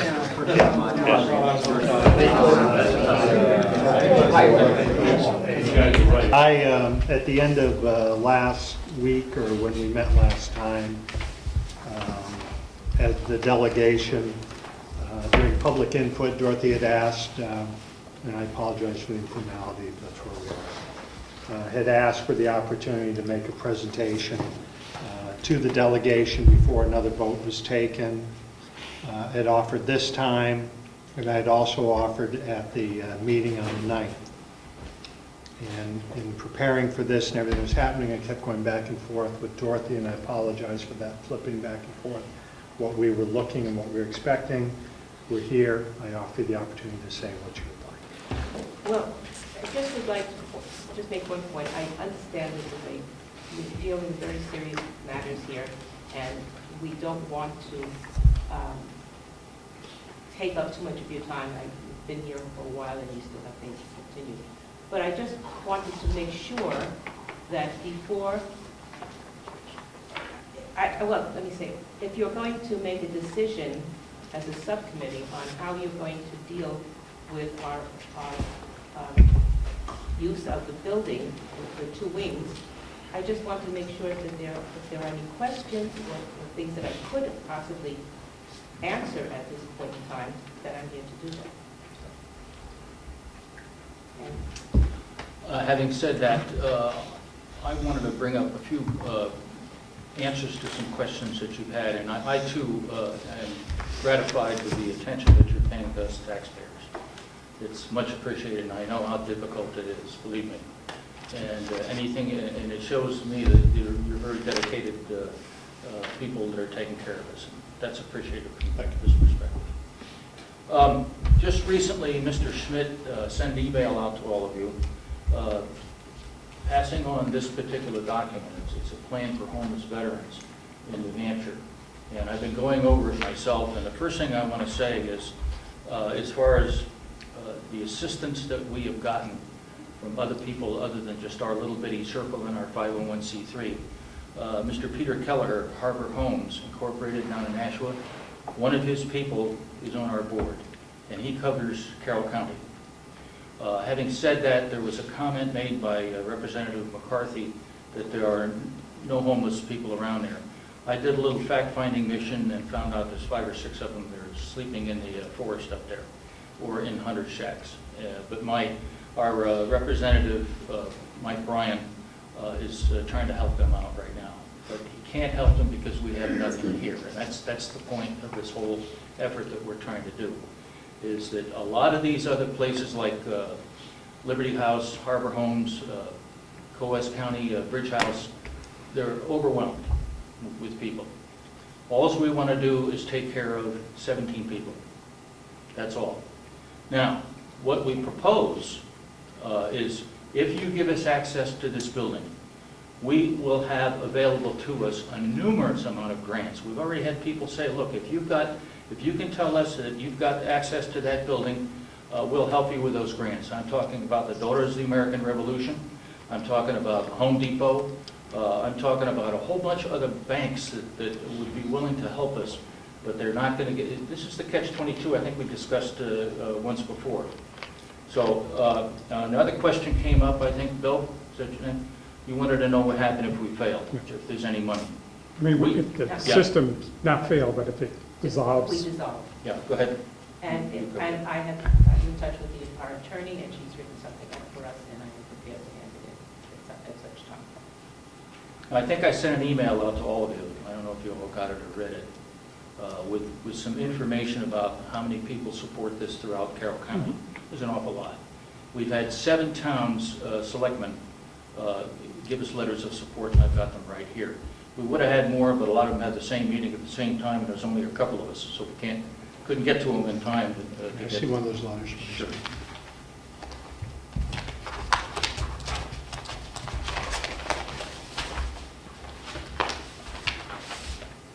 There's a whole bunch of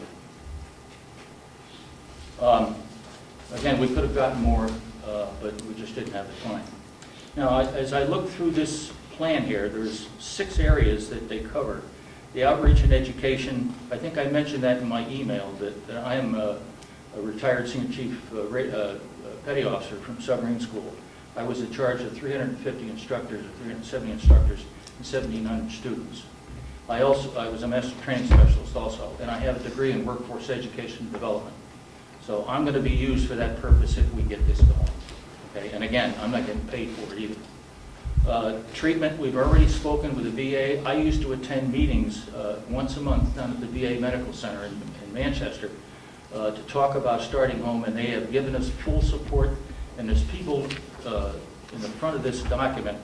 Tracy Noonan, I've spoken with her many times. Maureen Ryan, again, Peter Kelleher. We have talked to these people quite often, and I'm in touch with some National Guards people in Concord who have pledged to support us, including the American Legions throughout the state. I happen to belong to Rochester Legion Post 7 because I got a bar. I'm a sailor. But Post 46 is supporting us. Post 18 is supporting us. There's another post up there. I think Frank McCarthy belongs to it. I don't know what the number is. Pardon? He's the FW. Yeah, oh, sorry, the FW. Yeah. The next thing here, of course, is prevention. That's part of the health thing with the VA. I've talked to a lot of doctors in the hospital in town. If they get a homeless veteran that needs help, they'll just charge it to the VA. Now, the VA is not going to pay them everything they want, obviously, but that's been covered. We've talked about this and made contacts all over the place. Housing supportive services. Mike Bryant, who works for Harbor Homes, he's trying that right now. And if we have this building here, we'll be able to make it easier for him to help some of these people out. Now, as far as transportation goes, we've got an awful lot of people who are volunteering their time and gas money if we have to take them for medical reasons or for job support. Now, I used to work for the Admiral that runs all the submarine shipyards, the shipyards up and down the coast, and I still have contacts with my old Admiral staff. And if I need to find employment for some of these people, I have a way in the door. All I got to do is knock. Okay? Income, employment, and benefits. That's where I come in. Workforce education development. That's what I was trained at. It is a program manager for Naval Sea Systems Command. I managed a $100 million budget. Australia and the United Kingdom, and we saved the federal taxpayers over $50 million in 2 years. And if you want me to produce that, I can. Some of my friends are still down there in Washington. Community partnerships, that's where Carroll County comes in. All the towns that have signed these letters here, and all the people who have signed letters of support, and I think I put that as an enclosure in my email to all of the delegates.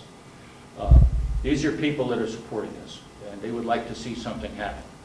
So, I mean, as I look through some of these pages here, let's see if I can put one really improve. Develop awareness of veteran-specific resources throughout the state. Even though this is written, those kids camping out in the forest, they don't see this. They have no idea it exists. If they do, they might go to a welfare office in one of the towns. I have not had time to visit all the welfare offices except in Wilkeboro, where I'm from. But I guarantee you that they would probably go down to Nashua or to Manchester to try and help these guys or gals, most of them guys. Increase access to wraparound services for veterans who are at risk of becoming homeless. This happens a lot. I was homeless for a while. It had to do with a divorce. I was fortunate. I had a lot of good friends, and I recovered. But I know what it's like to couch surf, and it ain't fun. And that's what a lot of these young people are doing right now, either couch surfing, if they have a vehicle, living out of the vehicle, or they're camping in somebody else's cabin in the wintertime that's vacant. Greater employment opportunities for homeless veterans. Again, that's one of the goals in this particular document that Mr. Schmidt sent out. And I appreciate him sending it out. It was forwarded on to me. He didn't send it specifically to me. But these are the types of things that we have in our plan.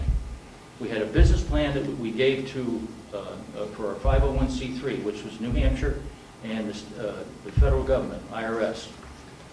We have another plan that we made beyond that, and I think I included that as an enclosure in my last email that you can read. But we've tried to cover every single aspect. Is it easy? No, it's not easy. But we have dedicated people, a lot of them behind you are veterans. Either I got a CB veteran here, I got a couple of Army veterans, and I'm of course a Navy submarine veteran. We all have business experience too. So we think we have a pretty good idea of what's going to happen. Now, Bill, you asked the question about what happens if we fail. The money's Not fail, if it dissolves for some. dissolves. Okay, that's a better way to put it. Thank you. Yeah. The money will be distributed amongst other veterans' homes. What happens with the building? The building. That's a good point. I'm glad you brought that up. If we get the building, we'll have the grants to fix it up. Mm-hmm. If in fact we dissolve, that building will be available for you to rent out as office space or whatever you wanted to do with it. Instead of tearing it down at a cost to the taxpayers. And I think that would be more than adequate to help this county. And I hear you guys want to help this county real bad. And that's one way we can do that, if we renovate that building using our grant money. The building is always the county. Right. We're not asking to buy the building. In fact, we just want a lease on the building. So the building is always the county. No, my question isn't that. I guess more my question is regarding, can you folks, would you have the potential of changing what it was intended for? And you'll say, oh, look, we have the building, now we want to make it for, I don't know, some unwed mothers, or something totally different. Mm-hmm. Change gears. Are you restricted to working with vets?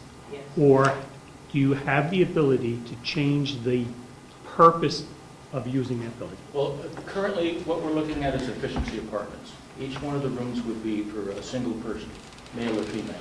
And oh, by the way, you're talking to an old chief petty officer here. You know anything about chief petty officers. We're not taking a crap off anybody. We're going to set a bunch of rules that they're going to follow, or else. I guarantee you. But each one of the rooms will be, they'll either have a joint shower, and they'll have maybe a microwave and a bed and a place and a general TV room where they can sit and watch TV, including a computer so they can apply for jobs. And that's going to be one of the requirements, that they have to apply for at least 2 or 3 jobs a week and get at least some interviews so we can get them in and out, back out into society, paying taxes, get their own apartment, whatever. That's our goal, to get these kids back. A lot of them come from being shot at, for heaven's sakes. I mean, I've been shot at with a torpedo from the Russians. Don't tell anybody, that's top secret. Just one other thing, I think the question was, if we dissolve, will we try and use the building for something else, or does the county get it back?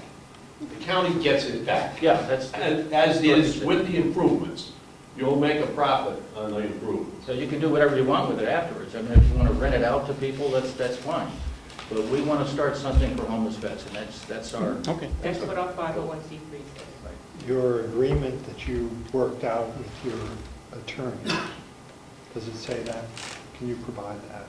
Is I'll that have to documented? change it to be specific. We will make sure that that's in there. If that's what you want, I'll have to Mr. change Chairman. it to make it specific. Well, I think we would like to see the agreement you have. And then once we have that agreement, then we can make a determination if that's adequate for what we do else. Okay. Given the fact, I'd just like to see some documents. If you given the could- fact that you're meeting next Wednesday, I have it with me, I'll find it. But I just want to make one point. I want you to understand there is a difference between a shelter and transitional housing. And very often, these people who are in need will not go to a shelter because all the shelter provides is an overnight stay. And they need more than that. If they are going to be community residents again, if they're going to be able to work and pay taxes, then they have to have more than what a shelter provides for them. and that's part of the goals in this document that has been drafted and approved by the state of New Hampshire. So we're going to be following the same things. Will your guide rules be able, say somebody wants to get married or have a companion, is this specific that that cannot happen? That's correct. This is for single people only. So what happens if the poor person said, not single? So they're going to have to find someplace else to go. I would assume. Mike can take care of that. Yeah, I would assume that if they're going to get married, maybe the woman that they're going to get, or the man they're going to get married to has a place to live. I Am only I asked that guaranteeing question that? No, because I'm of the not children and the potential for Ossipee having to absorb the cost. That's what was headed from that. Okay. Wait, don't you have a No, question? that's where I was going, I have another side question. Did you want to ask your question? Oh, sure, I didn't know if Bill was done. I don't know that you're done, sir. Was there more you wanted, more you wanted to say? No, before I we want to go? answer your question. Thank you. Again, we've done an awful lot of work preparing for this possibility. Yes? So it was strictly for military, single military veterans. Veterans, yes. Will there be background checks? People coming in? We will have, we want them to present their DD-214s. DD-214 is, you know, you've served, I don't know, did you serve in the military? I know what it is. Anybody here that doesn't know what a DD-214 is? It's a record of your military service. That's all. I've got 4. They're all good. Did that answer your question? Yeah, Another there was a follow-up couple question? more. So if it was dishonorably just discharged or discharged with cause? Disqualified. Okay. Insurance as well. Would you be carrying your own liability if they get hurt, Yes. stuff like that? What is your understanding? Let's say the county gives you a lease for 99 years, whatever the term is that you need to have. What is your understanding that you will be responsible for with that lease? We will be responsible for paying for all of utilities. We will put in meters, and we will pay for all the utilities, electric, water, heat, telephone, whatever the case may be, we will pay for that. We will pay for any foods that come from the cafeteria, from the cafe, to feed our residents. Upkeep of the building? Absolutely. Well, Yes, you mean, well, portion that we- that's Yeah. beyond utilities. Yes. That's what the correct, question is. So if a window's broken, you'll replace a window. Absolutely. And that includes keeping the place swept and clean. That's going to be the responsibility of each one of the residents, to keep their own place clean, and we're probably going to assign them let's say, a week's worth of work to keep the passageways clean and that type of thing. All operational costs will be borne by starting home. Yes. What about, is your intent to go back to these towns and ask for a pledge, a yearly pledge, or help you for payments to defer against your expenses? I understand Coeau County does the same thing with Bridge House. I'm not sure if we're, pardon? That's Grafton County, but yes. Oh, sorry. Yes, most likely. I'm a Among recent all the immigrant. things that we will be, the monies that we will be looking for, we will probably, as do all charitable organizations, go to the towns and ask them yearly for some money to support their citizens. May I ask, in your presentation, from the towns that I saw letters of support, did you openly say to them that when we're able to put this together, that we will be coming back to you for charitable contribution to the town? What I said was that at this point in time, I am not asking for any money. The implication being that there would be a time when I will. Same with mine, I did it without her to some extent. But what they heard was that they're not being asked for money. That's correct, At this point in time. at this point in time. The town of Ossipee, which this sits in, did not sign. That's correct. You made a presentation. Yes. Can you tell me what the feeling was there and why they didn't present you with what? They were concerned with RSA, the RSA's 165 that deal with welfare. And they were going to investigate further. Because as in my reading of the RSA 165, it appeared to me, well, actually, I have to say it appeared to my husband, because he was going to show this to me, that if someone were to go to a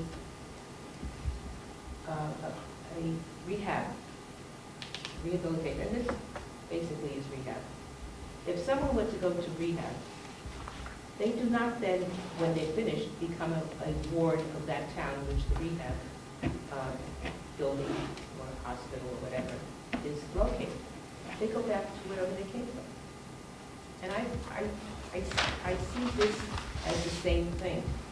But that, of course, is the RSAs are very vague and very difficult for most people to deal with. Somewhat interpretive. Yes, it's the interpretation that people make of it. They have to make their own decisions as to how they're going to interpret it. So for purposes of driver's licensing and voting, where would their residents be? I mean, if they're here and they go to vote, are they voting as an Ossipee resident, or are they driving license going to be from Ossipee? Yeah. That's a good question. That's a good question. I had not thought about that. But I would say that if they have a driver's license, it's from wherever they have. And you don't go and change. If I would move, I don't know that I would change my driver's license. Do I have to? I don't know. But that is a good question, and I think I should address that to the state to find out exactly how that would work I out. believe college students can vote in their college term. That's what I mean. I haven't researched that particular issue yet. And I'm sorry, I just looked through all my papers. I thought everything was that is not part of it. I will email it to you. Please. The Home Depot that we keep talking about, you do not have a formal agreement. Well, we found out that it wasn't exactly a handout. It's a grant. But they're ready to provide that to us as soon as we have access to the building. You've had a conversation, but they have not committed. I have not. Let me be I understand, we've been back and forth, Yes. but I don't see it. The gentleman who was going to explain that today, when I told him that this may go on for a while, and that we weren't necessarily, you sent me an email saying we didn't have to come. So he works, he has a full-time job, he's a mechanic, and he couldn't, he was taking time off, but if he had to stay here and just sit as we did, and then possibility of not having an opportunity to May I ask very simply, once again, if you have that I document? don't have If he anything. has that document, He's- then please produce it for us. Yes. Just, he can send it to us, he doesn't have to come over, because it Okay. tells me, if he has to come over and talk to me about it, he doesn't have the agreement. But again, And Mr. I- Chairman- And it's very key to your point, Well, so just please provide it if we have it. Otherwise, I'm going to continue to assume that it's a grant and that you would stand a nice chance of receiving that grant, but it's not a cornerstone that we've been talking about. I'm trying not to be anything but. no, I understand, but we were kind of misinformed because we just didn't have the time to research it. It was one of our board members that looked into it, and I don't think he looked into it that much either. But from what I understand it, they almost guaranteed us a grant, but I think if that's what you want, you want to say, hey, and I haven't approached Lowe's yet either. I'm going to go to Lowe's because I got to count with both of them. Please come up with the document that you have, where you are with the statement, and provide it for us. That's But all that- I I'm mean, asking. are you saying that that would be the only thing that would prevent us from moving forward? No, but I'm saying that I've listened to presentations, and something that just stands out in my head right off the Okay. bat is that we have a roof that we're paying for to keep from falling in over there. And you're saying that you had funds, a grant that would take care of that, other than the labor, was key to me. But no one's been able to produce that document. And I understand there's grants out there everywhere. Yeah. But it's been more than inferred that you have that. So either produce it, or let's not talk about it. Okay, I understand. That's all I'm saying, Bill. Well, I think it's also getting back for the towns, if all of a sudden it gets going and you only come up with half the funds you need, they're under the assumption you're coming up with everything, I believe. So if you come up short on something, then sooner than later, you can immediately go to the towns and say, hey, we're X number of dollars short, we're asking for money. Well, may I say that from my understanding of what our grant writer has told us, is that the grants that we have applied for already were not accepted because we could not assure them that we had the building. And without that, they would not make the money available to us. So once we can show them in writing that we have the use of the building for indeterminate, whatever the lease time that we come together on, then we can use that as our proof that we have the building, and therefore grants will be more forthcoming. Going to towns is not how we are suggesting that we will be financing everything that we need. Ted? The document that you would like from the county, could it be a contingent lease? Could it be something that says, for $1 a year for the next 3 years, the space is yours to create the transitional housing program that you're working for, and that by the end of that 3 years, there will be a renegotiation, and if the program exists and is clearly something that can happen or has happened, then the lease will continue for however we define that. Is that what you're looking for? What is your thought on it? I think that sounds fairly reasonable. I would have to, though, talk with the grant writing people to see if, because it's a 3-year period of time, whether that The would... 3 years is a number that's floating. Let's not focus on it. Yeah. Yeah, I don't know what the number is, it's just, that's my thought. If we are limited to a very small section of time, will they be willing to grant us the funds to go further? Because roof isn't the only thing that has to be done. Plumbing, We electrical, need, a lot. we need a But- lot of work done. Quite a bit. It's Piermont or Pierpoint? Pierpont. Pierpont. I mean, Stonebridge in French. Mr. Pierpont, we sat with the New Hampshire housing people months ago. Uh-huh.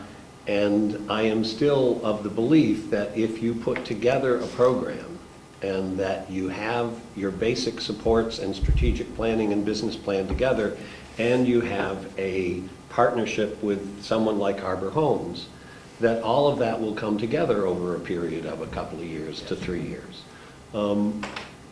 I don't think you're going to need a dime beyond what you can raise to do the physical property and to have it completely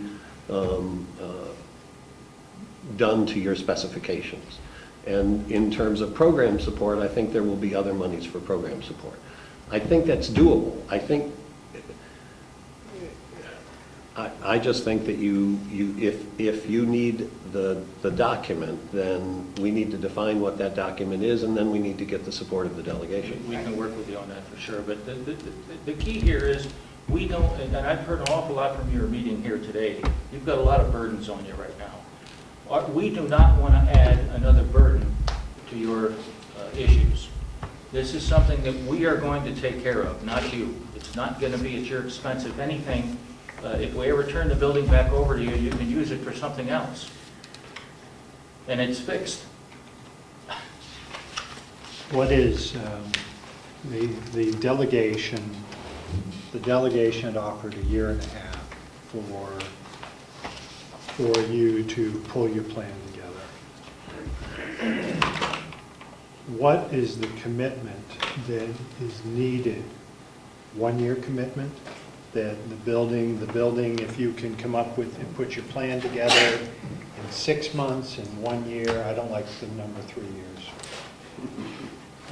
And the reason is, if my wife doesn't push me out the door with a goal, I'm going to just keep going out there and coming back. So we need a realistic number, that what it is, the commitment, it's your building, if you come up with the funding, and I'm not saying this is my proposal, I'm having a conversation here, and that all the utilities, all food, all upkeep, all operations is the expense of yours.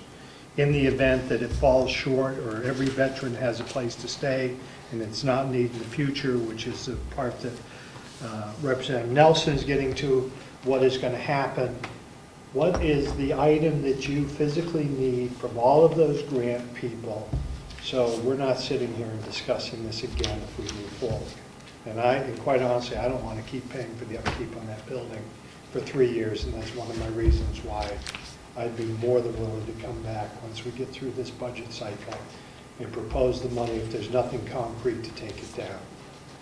So you come back with us, you tell us what that is, and we will judge that, and then we'll give you an up or down. There's no catch-22 there. You tell me what you need. Well, I need more than a year, I'll tell you that. Well, you tell me what you need. I'll have to discuss this with the people who are Please, working on the. please do. Okay? Now, we've got an architect and a couple of contractors that are willing to support us. And Mark, so we're not talking about needing to have this by next week? We are not. Okay. Well, the longer this gets pushed out from the thing that the building's crumbling more, and it's going to cost more. So I think that's the push for a year, or whatever the number is, because It is my understanding, though, from both you and from Karen Umberger, that we have had the use of the building. The building wings, we should have started already. I did not understand that, but if that is the essence and the truth, then we have to look differently at how we are going to ask for donations at this point. Does the board have any, or the board, does the subcommittee have any other thoughts on this? Are we in agreement on this? Should we discuss this further? I don't think that it's going to do them or us any benefit to have this come together to mix. At the end of our meeting, that meeting is going to be filled enough where it is. So once that stuff is prepared, then we can meet again. They'll come together with what their proposal is. On the shortest fuse, you can put this together, not the longest, the shortest. And we'll listen to it and make a judgment. Question? Do you guys have a professional grant writer? Have you hired a professional grant writer? Yes. Okay. And we have money in our savings account to find other ones if we have to. Okay, any other guidance we can give them? Are we in agreement to tell them to go out and come back to the proposal? Will we get a commitment for the building? We need to hear from you what you need for that commitment, what time frame. If the county were to say that we would provide you the opportunity that is your building, seek your grants, under these conditions, all utilities, food, upkeep, operation, and I might be putting in there that you're going to maintain the building until you get there. But that's, you put together what it is that you have to have from your agencies to pull those grants. We'll come back as a subcommittee, we'll discuss that, we'll make a recommendation to the full delegation. The crucial issue here, if I may, Please. Is that Home Depot won't contribute, it's my understanding, we're not absolutely certain what Home Depot is going to be doing at this point. But it's my understanding that that this Home Depot has to come here and look at the building to make sure that the building, what it would cost for them, they have to do that. And in order for them to do that, we would have to have a commitment for that building. Similarly for, not only for Home Depot, but as Dorothy and... A grant requirement. Huh? A grant requirement. These are grant requirements, these are the catch-22. Without that commitment... We're asking you to put that together. You do your due diligence, you tell us, this is what we need before we can go for our grants. You tell us what that is. Okay. You tell us what that time frame is. Thank you. We will listen, we'll come to an agreement. You may not get us all. Let's hope you do.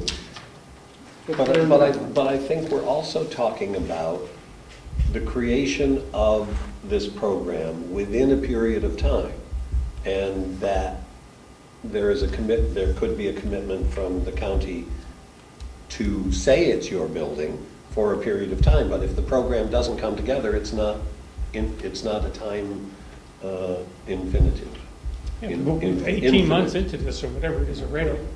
And, you know, If there's significant progress, I'm sure we can come back to the committee and discuss that at that time. Okay, so we're telling you, my understanding is, this is my recommendation, we're advising this group to go forward, come back with a recommendation to our subcommittee as to what they need as far as a long-term lease so that they can rapidly pursue grants to move forward with their project.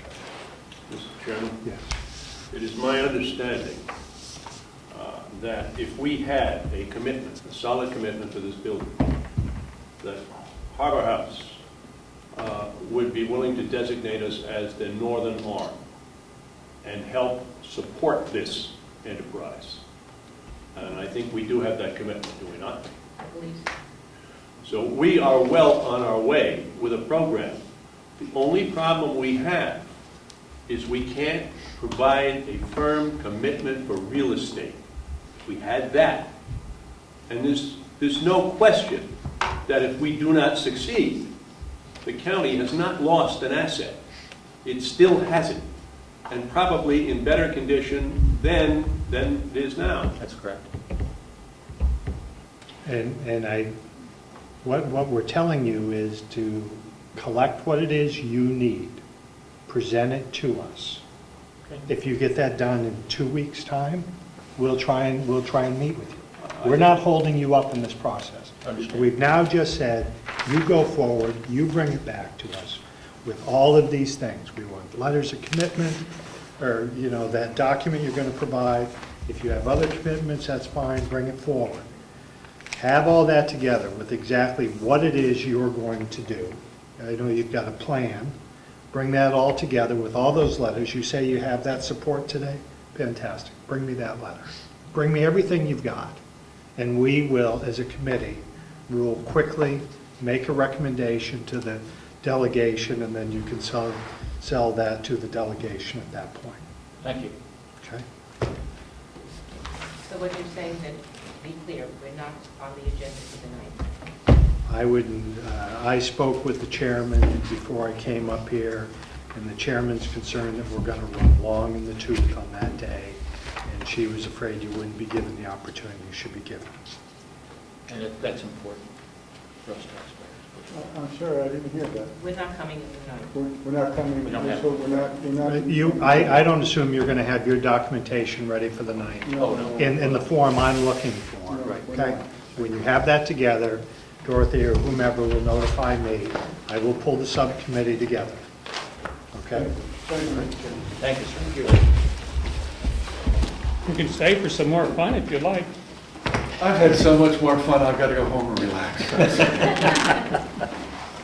I need a drink. That's what I meant. That's on the west side. Okay. So let's go back here. Lino, did you have some more questions? I had a few questions. Okay, let's talk about that, and then I'm gonna. Yes, I am. Yeah.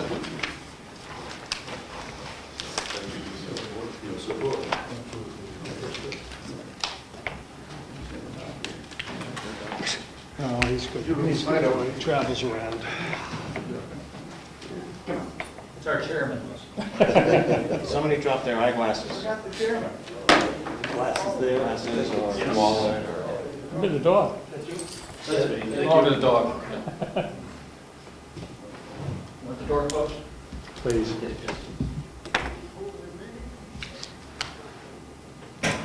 Okay.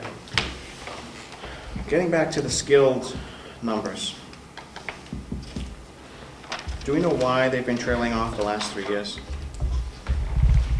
In the last 18 months, there's been a general decline of nursing home skilled beds statewide. And there's been fewer skilled patients discharged from hospitals. There's no cause that I've seen that's been attributed to that. It's not So it's not a change in definition or anything. No, it's not regulation based. It's probably, if I had to make an assumption, it's that people are spending less time in skilled time, so it's a greater turnover. Before I go back to Lino's questions. So the last 18 months, it's been trailing off, which brings me back to my budget of 2 years ago. 2 years ago and 3 years ago, the trend was up. It was. 2013 was a good year. Okay? Very good, yeah. 2012 was a good year. Okay? I want to remind everyone here that when we formulated our budget, that we were using that before that trend dropped. And that it was not unreasonable for us to be assuming that the following year was going to be the same. So I want to come back and throw a big hammer right here on the table, that it wasn't that this delegation, that this subcommittee pulled numbers that appeared to be erroneous out of the air.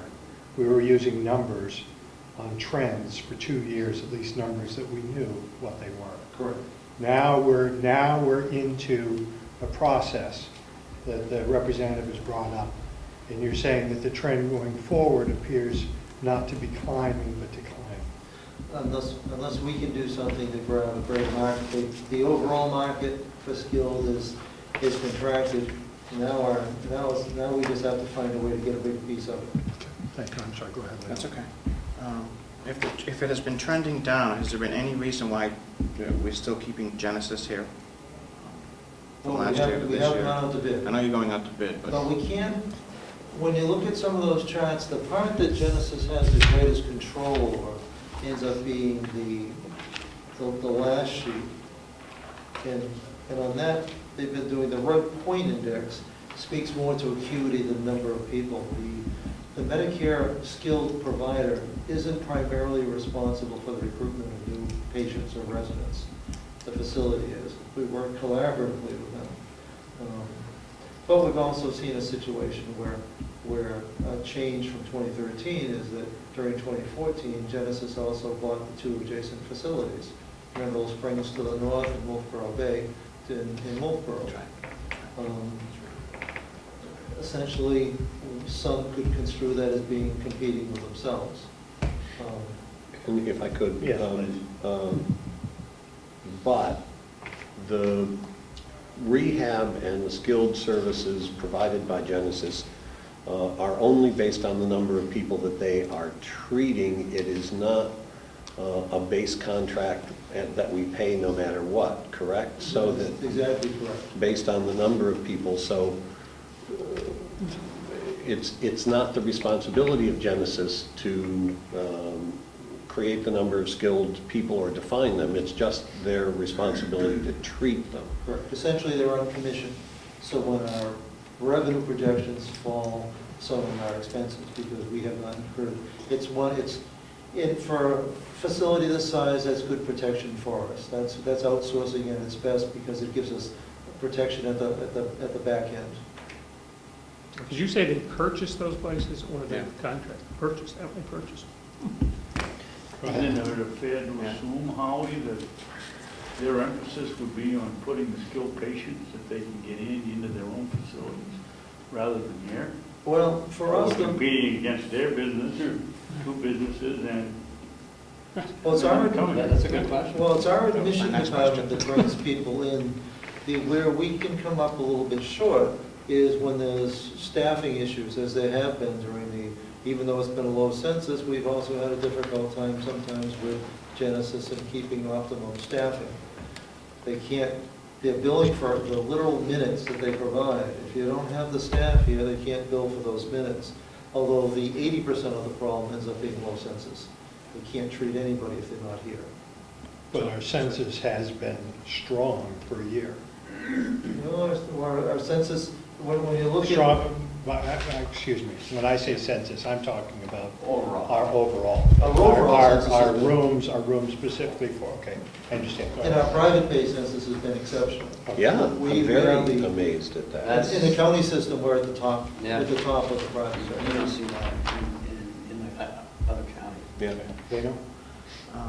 So that's where I was going to lead into, that they're probably moving patients to their own facilities instead of. Well, I'm not saying they're competing with us, but I'm just saying that they they might. compete with the staff hours, but they Right. don't, the admissions part is still ours.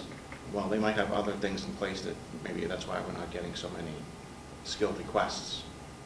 Like, it could be, but Okay, so that's not, and you said that there were some staffing issues last year with them while they were going through these transitions. correct. Okay. So in the contract, does it have a certain amount of staffing hours? They have to staff to meet the clinical needs. So have we had the clinical needs and then not here? We went a time when we Yeah. could have used a lot more speech therapy. Okay. They were making good faith efforts. We checked with them weekly to be sure that they were advertising and promoting, but I always look, if you have 3 places, 2 that you own and 1 that you contracted with, I know where I'd send my people. I'm I know always where I'd send suspicious that they certainly claim otherwise, but I worry about that sometimes. I can give you a quick background if you want. Section B on the original contract says Genesis employs and contracts with licensed professionals to perform said therapy services. So that would be paramount to having them here when we need them. And would it have been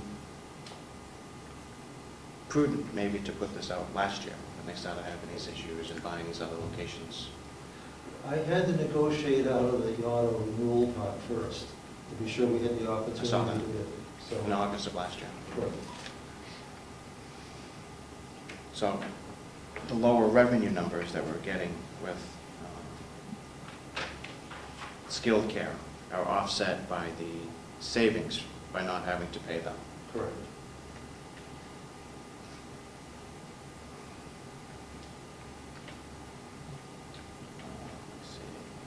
it's going out to bid. So it's been It already is up to a year, over a year since we figured out how to get out of that contract. Correct. See, I for one thought we were, a year ago, that was being resolved. That Correct. it was going to happen a year ago, and that's one of the reasons we picked the higher Right. revenue. I don't want you to think that a different provider will, there's a lot of reasons for us to look at revisiting the contract. It's still driven primarily by the number of skilled residents, which any provider doesn't control. That we're working on separately, we're not waiting on the contract for that. The point that I think the three of us are making, and I don't know what Ed's feeling is, but the point is, we've been talking about this for a long time. And we talked about how we were going to work to get out of our contract. And last year, we saw that we were $800,000 in the hole. And for some of us, it just seems antiquated that it took us this long to get to this point. I'm not casting a shadow, I'm making a statement. No, you're right. And it looked like there was a corrective action in October of 14. Just decaf now. Yep. Possibly you had a visit, and it looked like it was an orientation, and there's going to be some processes put in place. I'm sorry, Let's see. That's how I took it when I see something like that, unless I'm incorrect. They came in, did a visit, talked about some of the...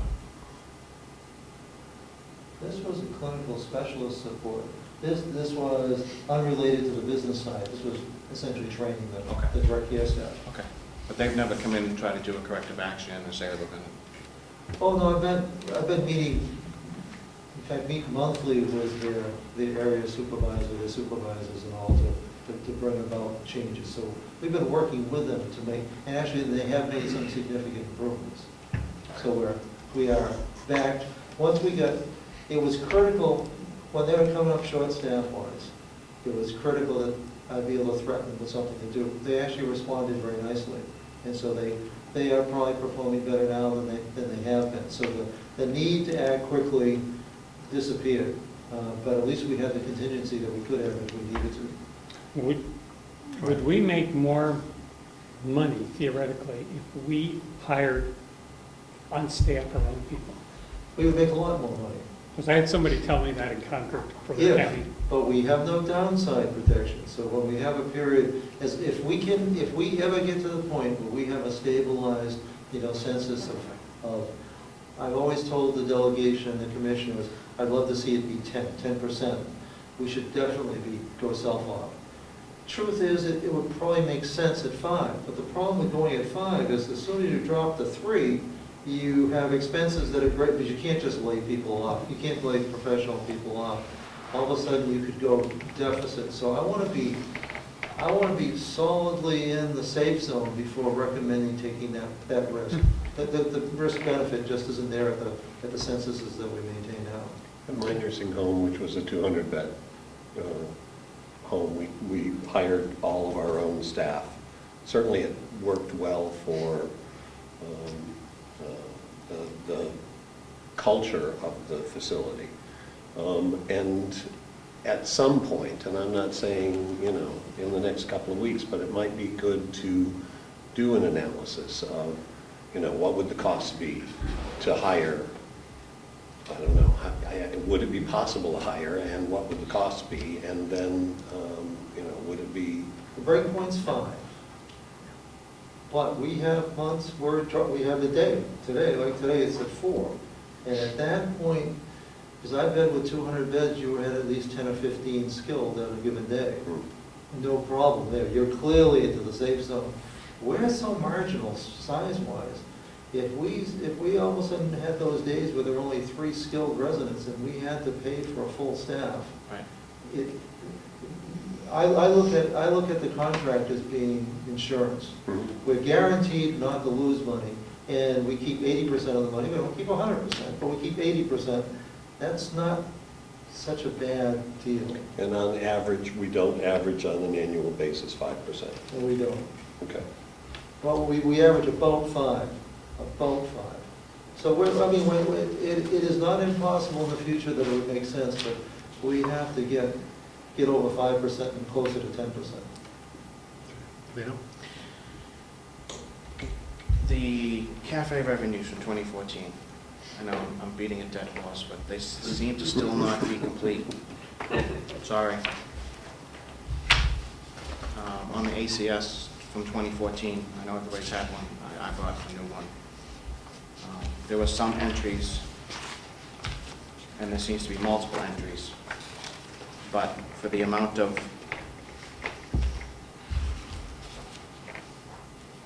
costs that we're projecting there, some of this doesn't make sense. It still doesn't make sense. Like we only made $3,000 and First question is, when's it going to be resolved? pretty much. Nothing's I mean, happening. There's been some changes, but there's still credit card invoice receipts missing. The credit card fees are exorbitant, I must say. And there's still some months where there's been no charges for credit card receipts. And then the 2015 is kind of the same way. So, See, we know when Paul sends things over. But we your don't. numbers are correct, everything I have from Yeah, Paul. because it comes right off the register Yep. file. It'd be difficult for them not to be right. Yeah, all your I mean, it's, stuff is good. there's The problem I the have internal is... controls on this side virtually guarantee that they need to be. Right, because there's been multiple entries for 2015, and they don't seem to match what you guys have. So, there was no deposit in January of cash, a big deposit in February, a large deposit in May and March, no credit card sales in April. I expect that with the new director of finance, that one of the first things that he or she is going to want to do is to introduce the internal accounting controls that are necessary to make these all issues of the past. Well, you Well, guys have... that's funny, because that was a recommendation in 2014 in the commissioner's audit. So I have about as much faith as that happening as my numbers that I understand. I apologize, but that is something that's been known and known and known. Well, the problem's been known, but the solution hasn't been present till the addition of the county administrator and the addition of a director of finance. Now we'll have the tools for which there is no excuse not, I mean, it's a basic process. Yep. But we'll have the tools to do it. Because otherwise we're expecting the same people that were part of how this grew over time to be part of the solution which was idealistic and hopeful.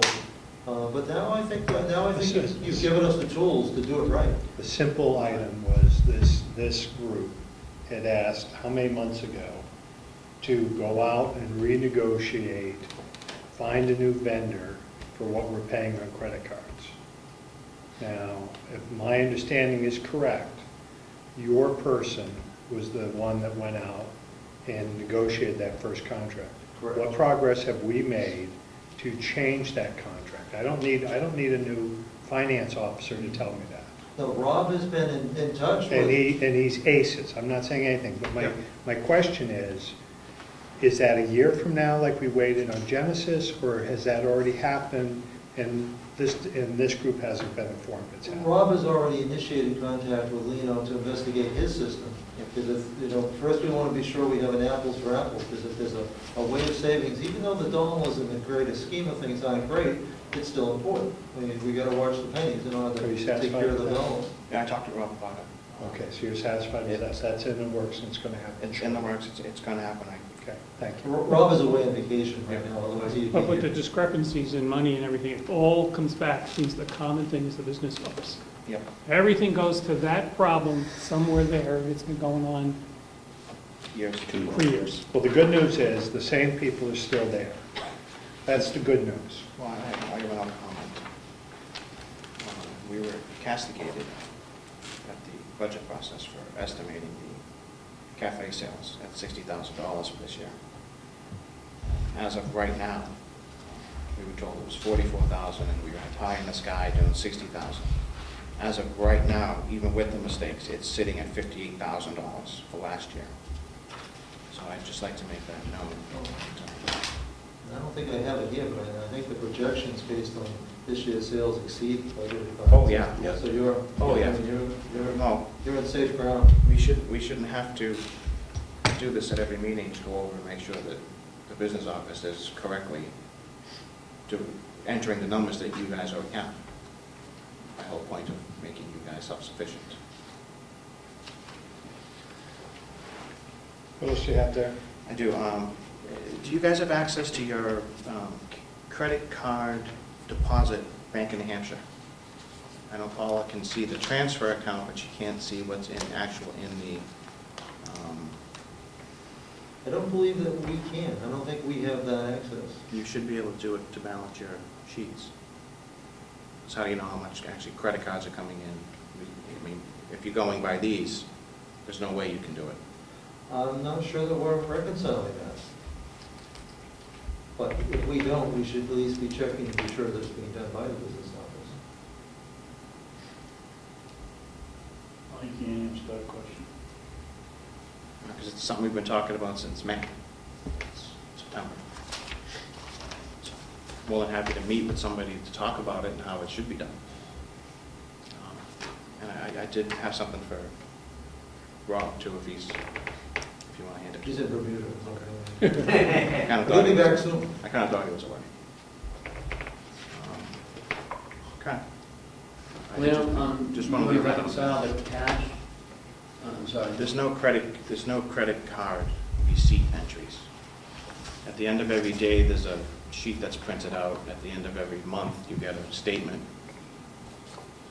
At least the nursing home should have access to what's in that account, so they can say, okay, well, this is there, this is there, this is there. Meal, and the other thing is meals tax. It's not taking out of the gross number that we're getting. If you make $1,000 in sales for the month, 9% of that goes out to is collected for state. So we should have an AGI of $910. Now, one would think, but most of us don't think like CPAs, who typically want to treat that as an expense rather than as a deduction to revenue. So I mean, that's a legitimate question for what's going to be generally accepted accounting principles. And we're glad to do it either way, but it's not uncommon for them to, the same way with our Medicaid, even though we know we're only going to get 80 cents on the dollar, we have to show the rack rate, and then later then we have to show the amounts, the adjusted amount later on. Right. Would it be useful to have a line for rooms and meals within? It should just be taken off the top, and then the actual number that we actually made should be given to us. Well, in my accounting, we have a rooms and meals tax expense every month. Right. And then you have your actually adjusted revenue. Right. Which we can do. what we should be getting. But adding a line might clarify it. Yeah, exactly. Well, yeah, because if we're told we made 44,000, when we actually made 58,000, and we budget for 60,000, but we're only making, we're losing 9% of that off the top. If we're making 60,000, we're actually making 54,000. So, you take that through the years, I don't even want to get into the amount of money that could be. No, but I agree with you. I mean, taxes should be treated separately than other expenses. Right. It's not a cost of doing business, it's a separate levy. Because it's not an actual income to the next one, it's an income to the state. Correct. We're collectors for them. Right. I think we're going to stop there. Okay. We had asked, at the last time we met, we had asked that you look at and approach, investigate outsourcing payroll. We had asked you to take a look again at taking control of all business-related items, so it was being reconciled here. And we had asked you to bring a proposal forward to the commissioners for their reconsideration. Has any of that happened since we met last? It has, at least in part. I met with Ken to discuss what action we should take going forward. And it's his feeling that in light of the commissioner's decision their vote to do away with the enterprise fund, that it would not be a useful process to pursue. What about the payroll? The payroll would be the same. I assumed it was all part of the whole package. Okay, so committee satisfied with that? I may not have been here when the request When we've gone back and asked about it, Ed? for payroll. Okay. And the rationale for outsourcing payroll was just a better cost Better accounting. record-keeping and cost accounting, stuff like that. So we actually know what the nurses are being charged for, given the fact that they're hidden costs. We've just found out about. And the payroll, we found, we believe that if you're going through the payroll service, that it was very easy for them to account to the 100th of an hour what benefit should be attributed to that employee, so that we would be getting a lessening of a role for our business office and trying to keep track of that, and it'd be done timely every pay period. So we saw real advantages to that, and we keep hearing testimony from other people that it's actually a savings also. Is that something that has been discussed in any detail? No, I mean, because it was a vote, I can't override a vote. So, I mean, it doesn't make no sense if we're gonna eliminate the enterprise fund, then we even, we even consider it, doing any of that. When the finance director comes in, could it be something that could be discussed? Sure. Okay. Because it certainly, there's some rationale, it could make sense to take that off the business office, especially at a time of, trying to organize or reorganize. Now, I might argue that if there's a problem with payroll, it wouldn't just be with Mountain View, it would be with the jail. And if there's a problem with payroll, maybe having separate payroll systems might be the short-sighted way to solve it. I guess the real decision would have to be made is our present payroll system, Kronos, the best way? Are we using it the best way? Or is the business office using it the best way? And what I would think, if that, our discussion here is dead, then we'll bring it up as a delegation item, and we'll discuss it as a county-wide cost savings, Yep. possible cost savings. So I think in the whole scheme of things, that would Now, I could share my opinion. I've seen outsourced payroll, ADP, and used that in a number of years, but in-house payroll systems, there are many other places, hospitals and other nursing homes that use Kronos and are very pleased with it. So I would think, and I know you all have been very patient, but this could be a real opportunity and a real test for a new director of finance, because I think introducing, I'm not sure, introducing a new face and someone taking a fresh look should be able to find, there's no reason why the system shouldn't be able to be made to work. And what I've seen in the past 4 weeks I've been here, or It's longer now. It's longer now. Don't hold on to that 5 month. weeks. You're in your second. 5 weeks. I'm seeing that there's a lot of pushback from new things. Sure. I'm comfortable, she's comfortable doing things a certain way, and anything outside of the comfort zone is a difficult situation. Yeah. Oh, I'm sorry, Glenn was Glenn? on first. Cleaners first. Okay. I usually find that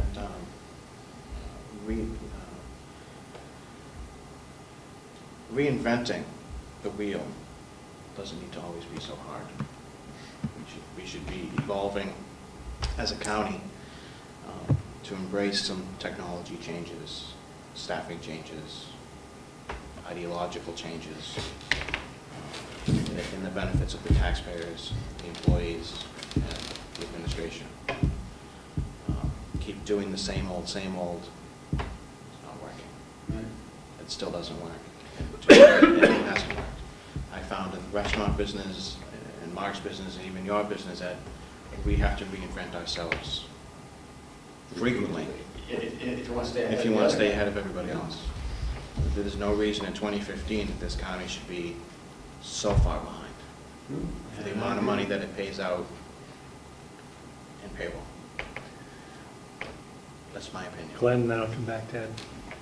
Thank you. Just mentioned that looking through commissioner meeting minutes for the past, since the beginning of the year, I've seen on multiple occasions comments from the HR department questioning leave balances. I'm sorry, what was the term you just said? Leave balance. Oh, leave balances, okay, yes. And balance. I'll go there later, but the leave balances and trying to get information maybe from the business office. I believe it was leave balances or benefits into the Kronos system. And I don't know if that issue has been resolved, but I've seen it at least a couple of times up through the spring.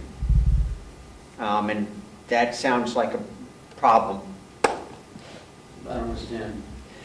Just the HR department wasn't confident of the information that's being input into Kronos. There's a discrepancy all too many times between the accrued benefit hours on the pay stub, Kronos, from what's also on the ACS system. Sorry, what? There's complaints that employees are seeing different hours or credits. Not of hours worked, but benefit hours. Benefit Sick hours hours. are credited to their account, and they see two different numbers on two different systems. Let me get this right. So we use Kronos as our basic payroll for your, I'm sorry, for your timesheet. Everybody punches in on their computer or whatever Time they do. attendance, it's Time technically a time attendance. attendance system. And then you get your sheet at the end of the week. It's verified by your staff, No, for it's your actually, employees. we do everything by computer, Yeah, but you guys verify your hours and stuff like that. Correct. And then it's sent over to the business office. electronic. And then it's manually imported into the ACS? See, Human Resources has a hand in it, the business office has a hand in it. Each, somebody does a piece of it, the other person does a piece of it.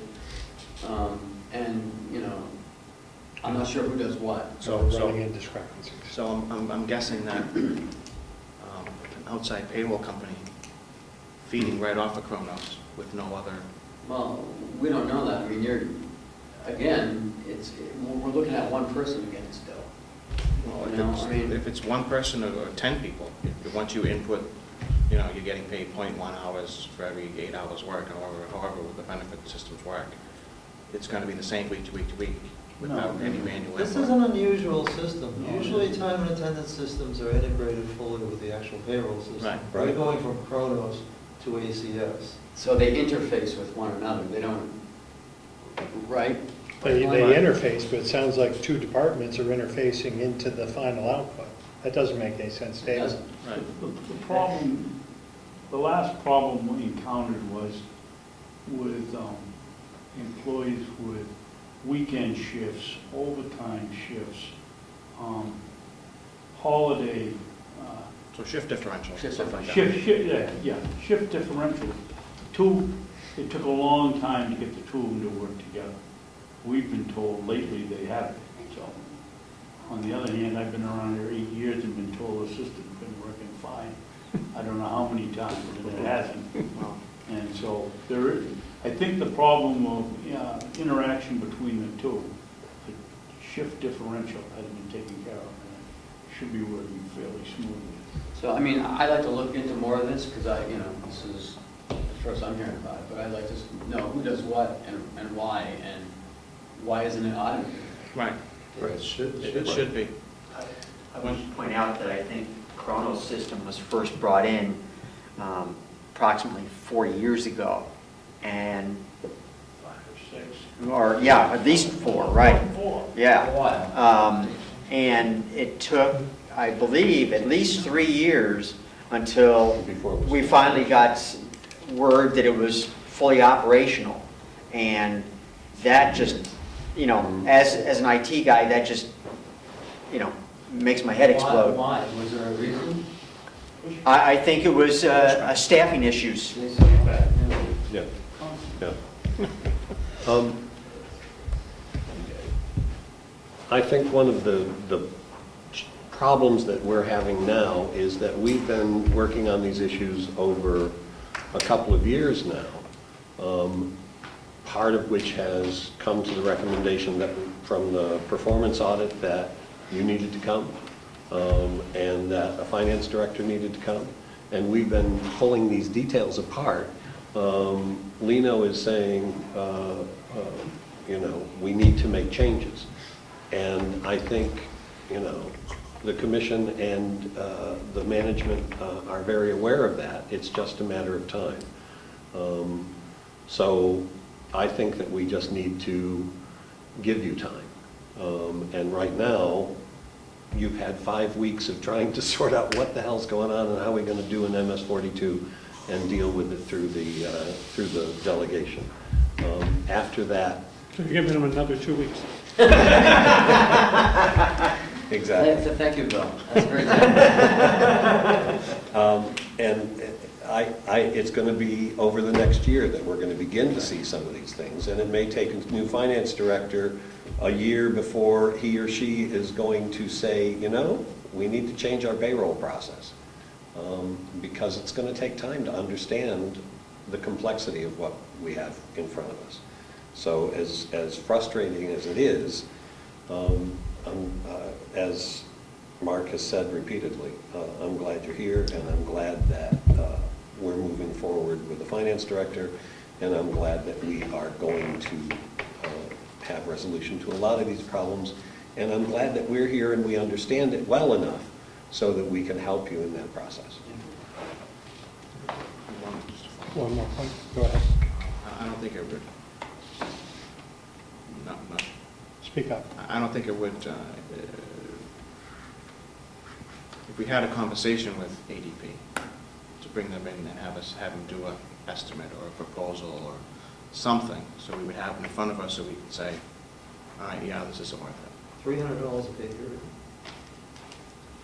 Well, yeah, whatever they're going to charge us for $300 management. a pay period. It might be more, because you have 346 employees, or did you do it just for you? If it were just here, I'm thinking about the 175 employees. It'd be, Okay, I was going to say a couple bucks per yeah, person. exactly. Yeah. So that's a lot less than paying I'll bring it up at the next a meeting. full-time HR and your people, and then having the business office people, and then manually cutting checks, or however the payroll is done now. It's in-house. It's the cost of checks and the cost of print and everything else. I mean, there's... We don't pay for checks. However... I just found that out today.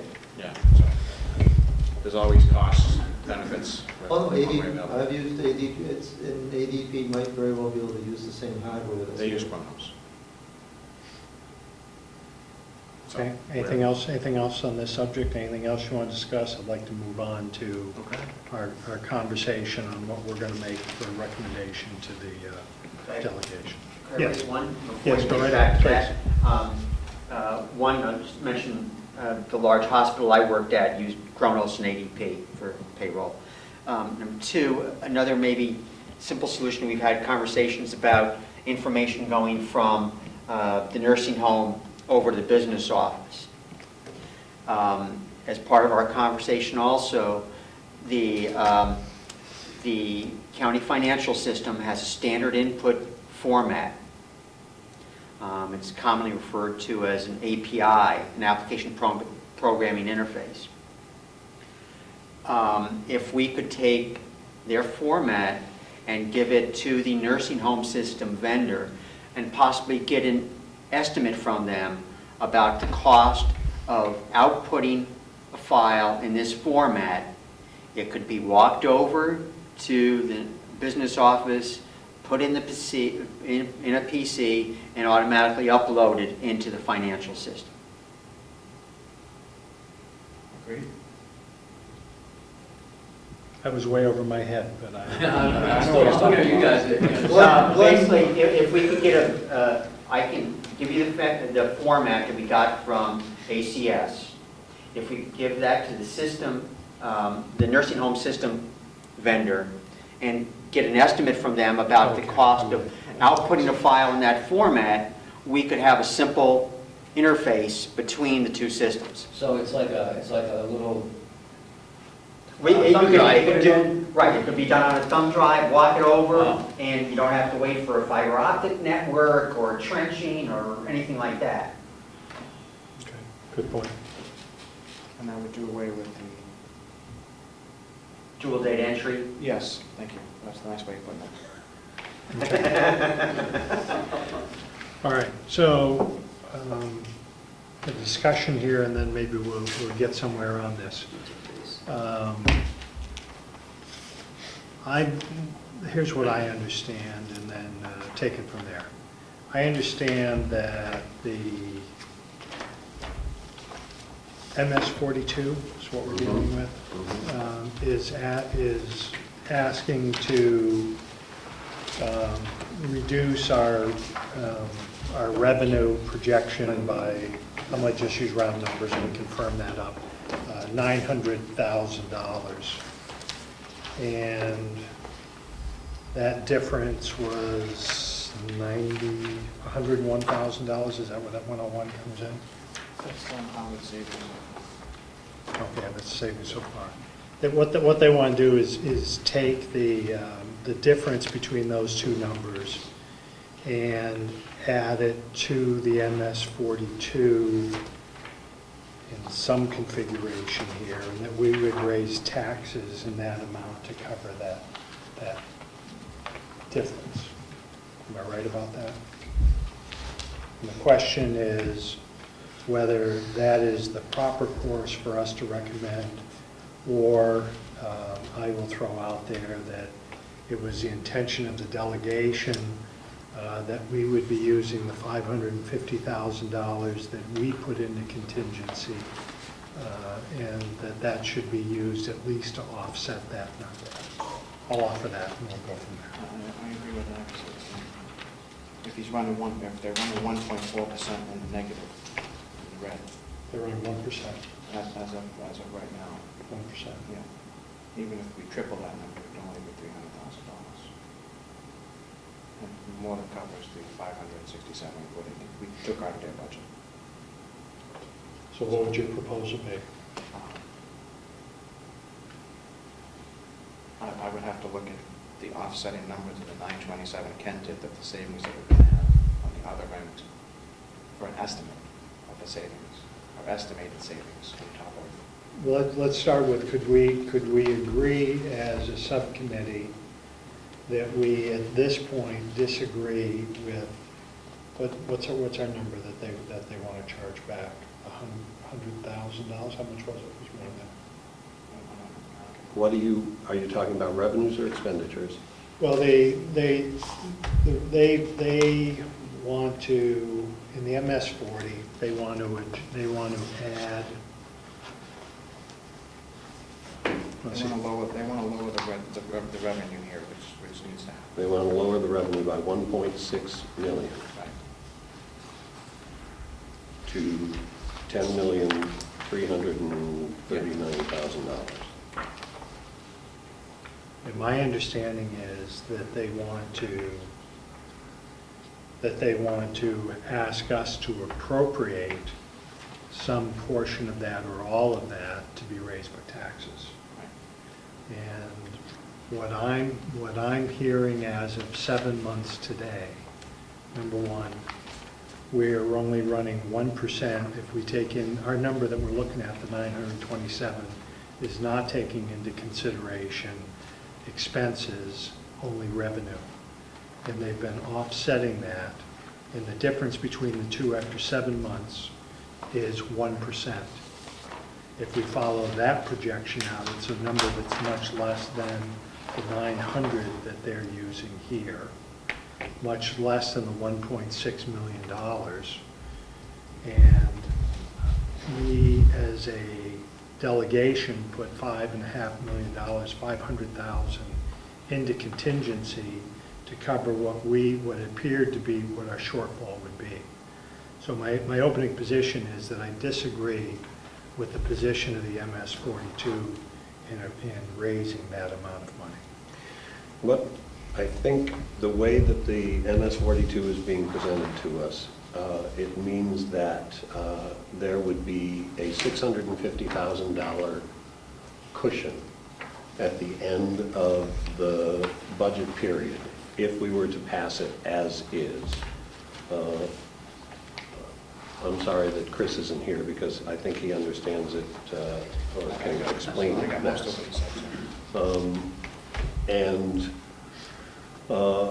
And part of the rationale for supporting this, at least as far as I understand it, is that it would be good beyond a contingency, which seems to be in here at $250,000, that it would be good to have that money to build up our surplus. Is there a surplus line in here as well?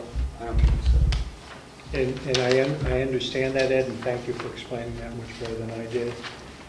The position of the delegation to this point has been that the cushion that is being suggested, or which is surplus, which is DRA would like to see, and they have a number that they would like you to go with, Right. 5 to 7%, Right.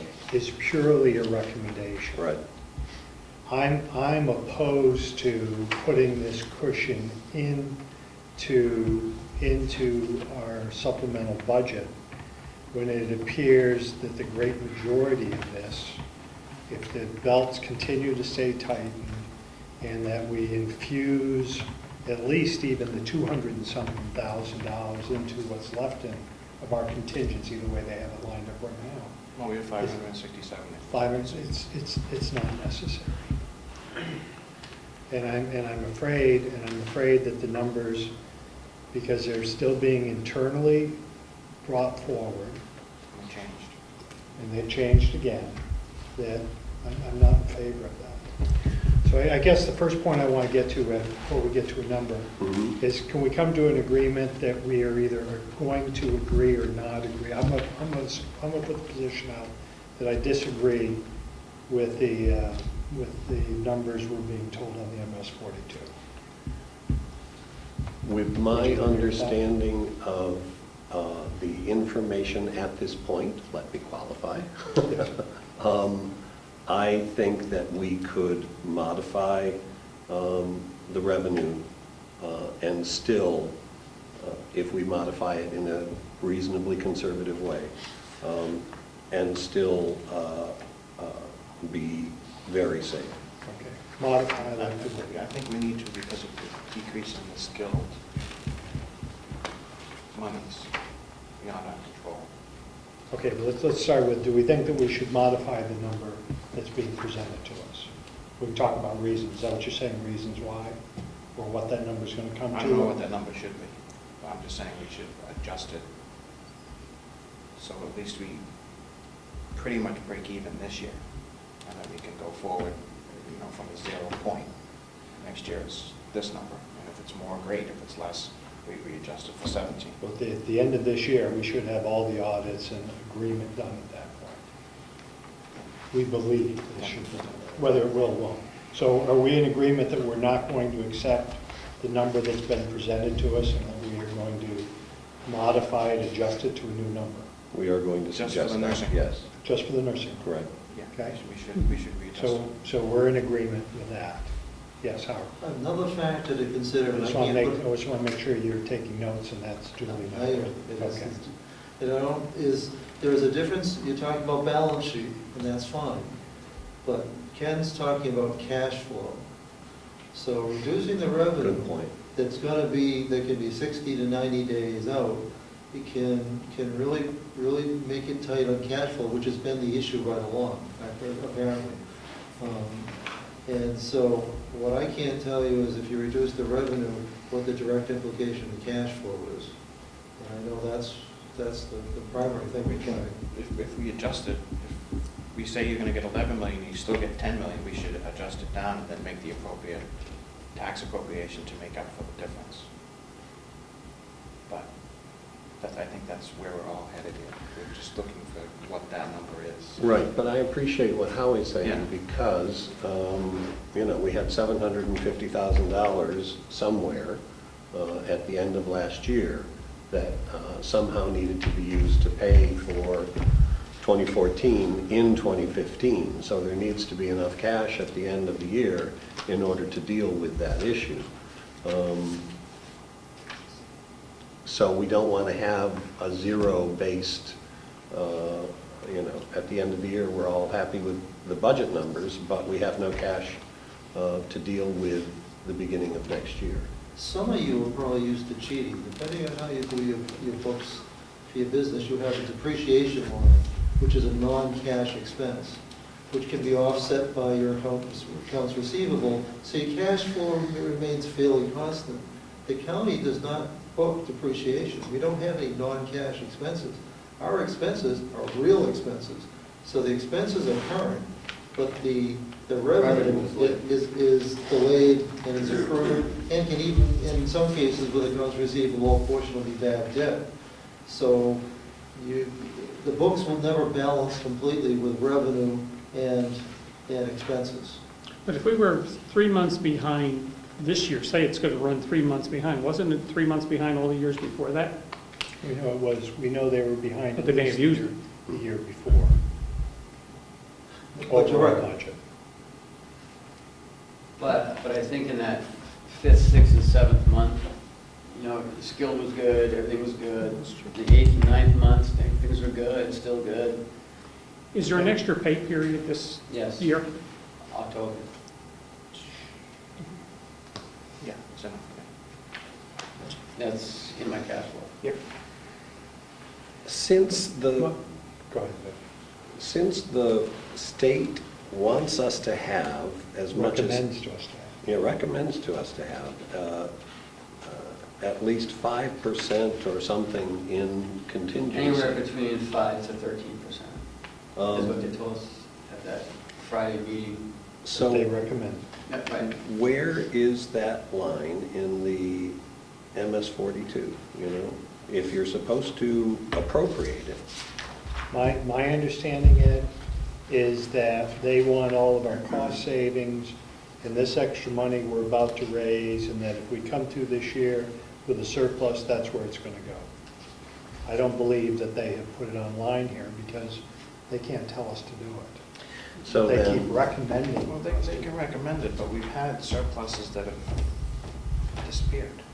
Right, my problem is that if in the first round we fill this bucket up so that we have enough cash flow, we'll have enough cash flow for a while, and then that's going to be empty again. I want to make sure that the county, the commissioners work just as hard as your department is working to keep costs under control. And I don't want to pad this budget by taxing the taxpayers more money to fill that when we can't even account for where our money came from. We still got 1.4 million out there that we 1.3. You may very well find out at the end of this year, let's say we do this budget, you may very well find out at the end of this year, you're still 1.3 million short of paying all your expenses again. We still have another thing that no one's been talked about, and that's the bank. The bank's still holding $2.5 million of our money. And we went to this in the premise of a 2.6 supplemental budget. If you're going to go with 1.9 or 2 million, they may just say, well, that's not good enough. So there's another big piece of the puzzle. That's a good point. Where, they released half of it on the premise of the 2.6 going to a public meeting. So then, Mark, I'm wondering if we need to meet before the meeting on the 9th, and that Chip needs to be here as well, and that we need to have a proposal regarding what we think is reasonable, and have that discussion. We should probably do it Tuesday then, because I think this place is going to be packed on Wednesday. We're not going to have enough space to do our That's what I collective think, work. delegation room, then come over here. Oh, we could do that. Yeah. We could do that. Yeah, we need to meet beforehand. So I'm not sure if the delegation room is available. I think someone looked at it, I'm not sure. I'll have to check. May I? Is there another room in the nursing home if we needed it? Yeah, for a small group, we have the conference room. Yeah. That'll work. Go ahead, Lynn. if you had some. We appropriated $15.6 million. So the bank's not going to give us the money that we've appropriated, or they're just uneasy that they're going to get paid the $15 million? They're unsure that, unless the appropriated tax is enough to cover, that they will not release the money. And I don't know what that number is. Again, Chip went and told them it was a 2.6. We're going to, a hearing for a $2.6 million supplemental budget. But we've also said in that hearing that 2.6 million may not be the right number. Right, We and also that's what I'm said saying, that I'm not meeting it sure. might be more and it might be less. And that's the dice, I think, I don't want to be the one that rolls it, but. Well, I don't want to be the person that causes us to pay 1 penny more than we have to. And at this point, it's a responsibility of the delegation to approve that number. The delegation, this committee still doesn't know what's left in accounts or anything else, and the numbers are still changing. So if we have to bounce around here for a while. Do they need a specific number to satisfy the bank, or would an obligation from the thing that we will commit to all expenses be sufficient? We commit to all expenses. Well, what we owe them, we will commit that we will pay them back? No. It has to be a specific number. The state has a deadline for the MS-42, October 1st, right? I believe, correct? The requirement is 20 days after, After the budget.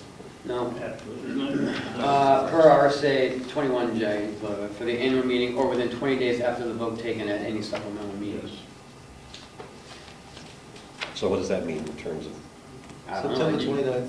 Its interpretation is interpretation. Yeah. It's But on we- October 1st. okay, so we don't have a lot of time No. to determine the MS-42. The bank is going to expect that the MS-42 is going to have enough money and that the rationale is going to be there.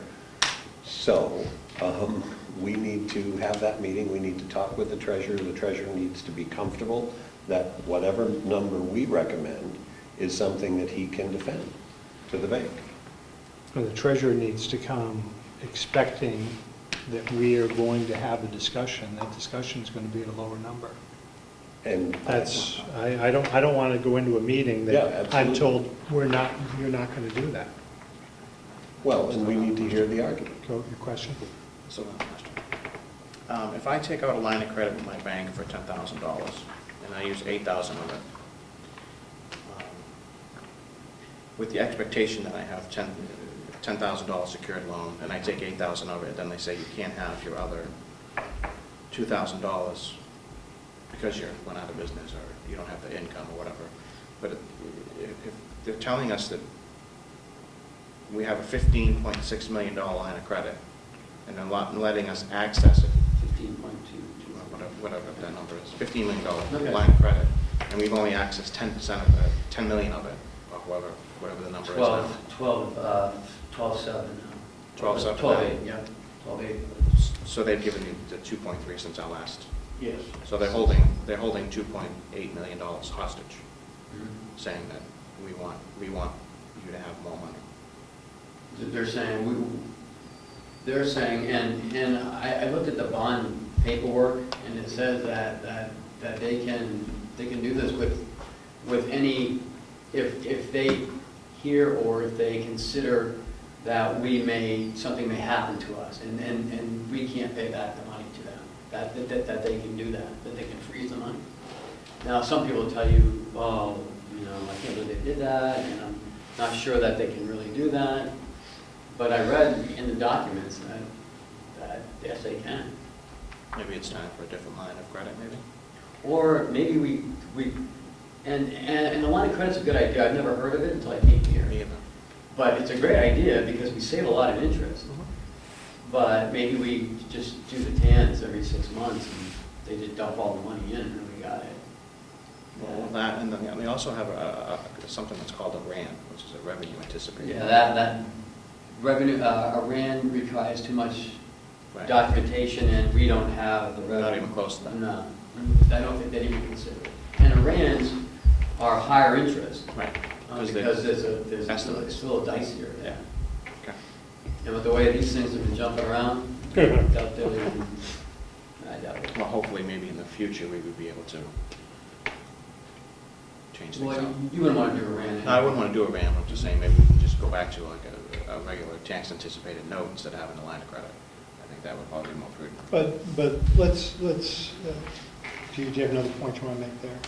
No, I don't understand why the bank is holding the money, but I understand that Well, it's in the contract. I fully that's understand why the what it bank's is. holding money. They're nervous, and they don't. They should be nervous, and they're not nervous because this delegation overestimated revenues. That's not what they're nervous about. Someone said They're- bankruptcy. Yeah, And then from bankruptcy. there, everything exploded. Yeah, but they're also nervous that they know that the accounting system is not existent in how we've done our money. They know that we've overspent in the past. That's what makes a bank nervous. No, what the bank is nervous about is that they heard that we might go bankrupt and that we wouldn't be able to pay our bills. If we can assure them that we're going to be able to pay our bills, and that's from the MS-42, then they are going to be fine. They are not paying attention to our micromanagement. I disagree that the bank is backing up that argument. They want to know that we have the responsibility to appropriate the necessary revenues in order to keep the county solvent. Right. With I that- talked to the banker, and that's what he said. He didn't mention But anything about but with that said, we know what's going on. We know where the controls are. We know that the problems go back years, not this year. The problem did not come from simply an overestimation of this year. It's been, 4 years of no. Okay, no but audit. I hear this story Right. propagated around town to town. I hear it written in the newspapers by the commissioner's office, that is what has put us in this peril. And that is not the reason we're in this peril. That may be a component of why we are here. I shield nothing on these shoulders. My good friend to my left does. I shield none here, or hold none. So, who's left? Ed and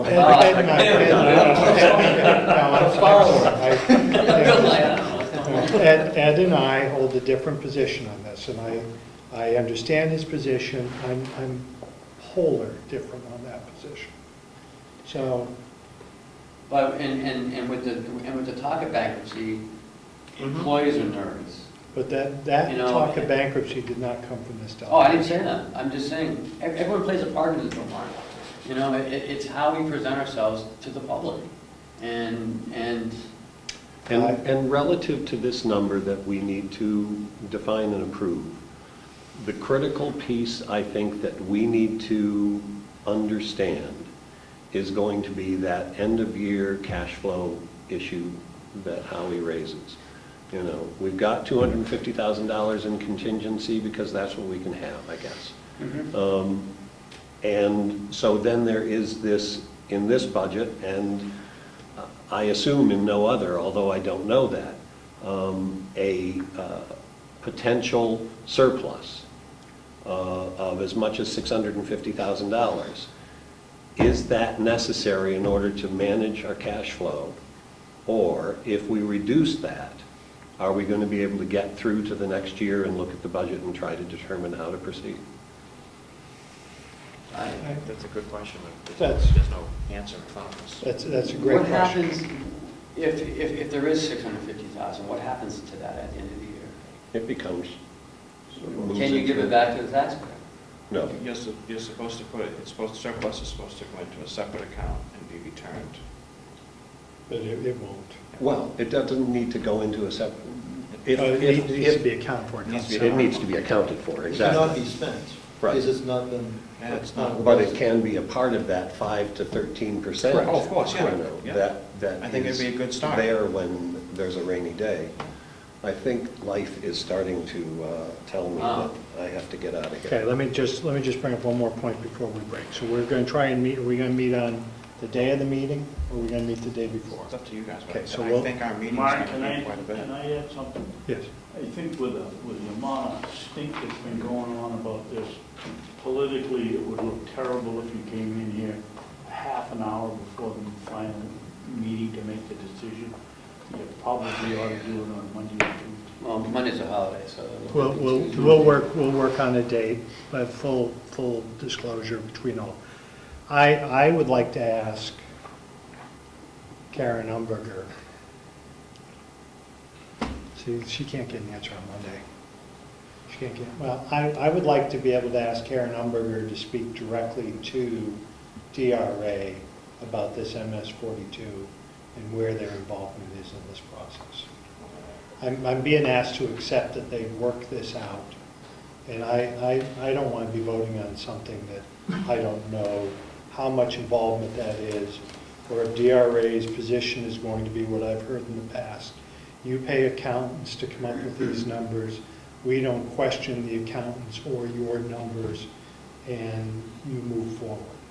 Because I'm not willing to accept that. And why is 2014 taking so long to get? It's He September. hasn't even started yet. Well, he started a little bit of it. He said October. I think it's October, end of Supposed to be October. June, when DRA came in. That's a whole other story. Yeah. And our bills are piling up. There's tens of thousands of dollars. Did you receive those things? I did. Karen's having an issue. I sent her everything. It's just So getting I need around to the, start sending you it's guys, all getting three around of the you. corner going to Kearsarge, I think is the problem with that. But- So anyways, if it's all right with the committee, I will ask Karen Umberger to have a conversation and share that with us. May I make a question or Please. a suggestion? Since you personally have a major problem with trusting the DRA figures, why don't you call the DRA so that you get the answer that you can be satisfied with? Thank you for the suggestion. I just know that Karen can pick up the phone and I'll speak directly to her. They will to you too. And we're going to talk about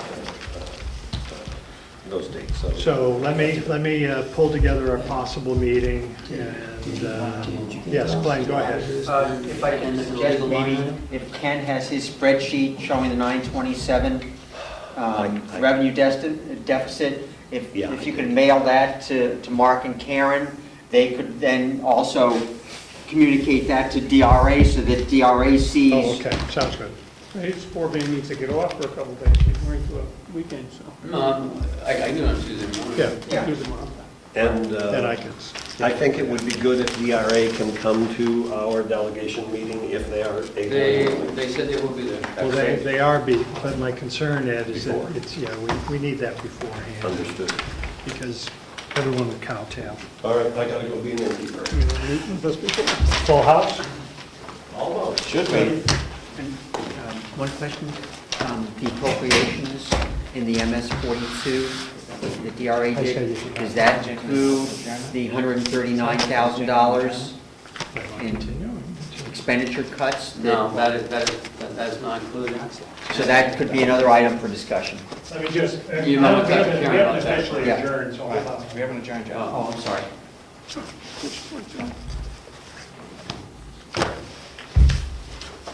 I'm just asking about the $139,000 commissioners Okay, thank you. voted on in cuts and appropriations.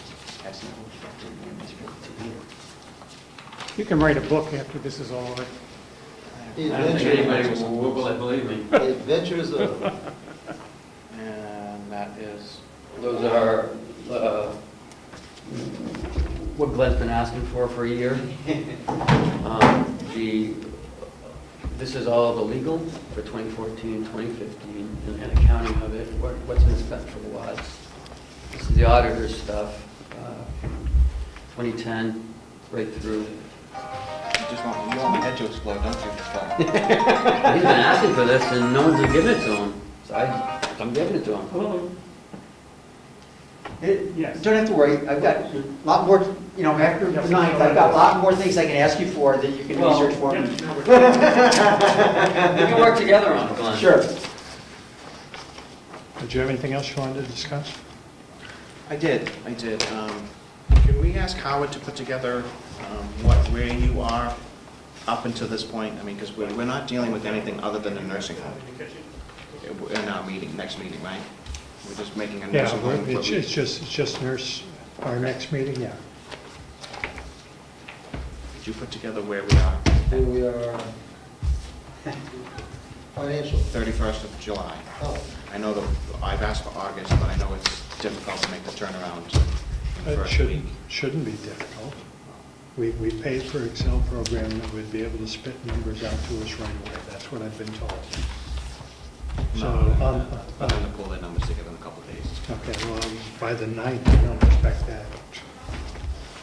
I think they should be able to pull those numbers together by the 9th. You can't pull them together, then. Maybe give us an estimate for August. yeah, in fact, what I do, anytime we're using numbers that are estimated, I always put them in italics. So it gives you it'll let you know that they're not ready for audit, but they're going to be They're pretty close. 99% good. All right, so could we get your, I know we have this one up until July. Yours, the same period up until July that has the revenues, same setup, and then your cost savings. So we have a real number to look at. From here, I know there's going to be other issues in other departments or other departments or whatever. They're going to have their own problems with that, but I want to make sure that we're making the right recommendation moving forward, so we know where we are, where we should be. If you extrapolate the rest of the year, it'd be great too. Maybe not for this meeting, but maybe. I do that as a matter of course anyways. It's just never been asked for, but I always do a projection. I know, we do, and we project out for the year. At least the accountant makes me do it. Because that would be extremely helpful. I'm not saying anything that this is good. Trust me, this is a lot better than what we've been getting. And as long as I've been here for 10 months now. No, I didn't know there was a process. I just thought This If is you're- fantastic. Okay, if you guys are happy with that, that's fine. I just Well, keep coming in and seeing different colored pieces of paper every meeting. I don't mind, I know what the colors are, but I mean, if you look at 2014, the ACS, I know that we're beating a dead horse. It shows an $828,000 deficit in the nursing home last year in the revenues. And what we've had for a deficit this year, 500,000 or 900,000 or wherever we are, there's no clear-cut bottom line that says, all right, well, we lost this much money.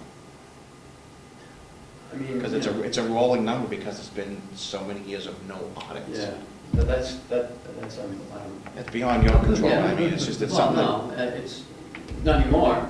Not anymore, yes, but, I mean, it's still a rolling number. I don't know why you don't do audit. That was my first hand up, why are we doing audits? Where are the audits, or why, I mean, and then having no bad debt numbers was uncollectibles, and then, you know, not having adjusted revenues, not having, I mean, there's pieces that we were definitely missing, and we're under the gun, we got 90 days to do a budget, and we're given Yeah, I know. paperwork after paperwork, and then I'm trying to just, go. you know, I'm being optimistic about. I'm hoping we can move into this. Absolutely. Instead of this. Yeah. I mean, I understand they paid a lot of money for this, and if they want to use that, great, but, I mean, the nursing home Well, like has Glenn great said, numbers. It's a simple push of a button and it changes to Excel. Yeah, and they have great numbers.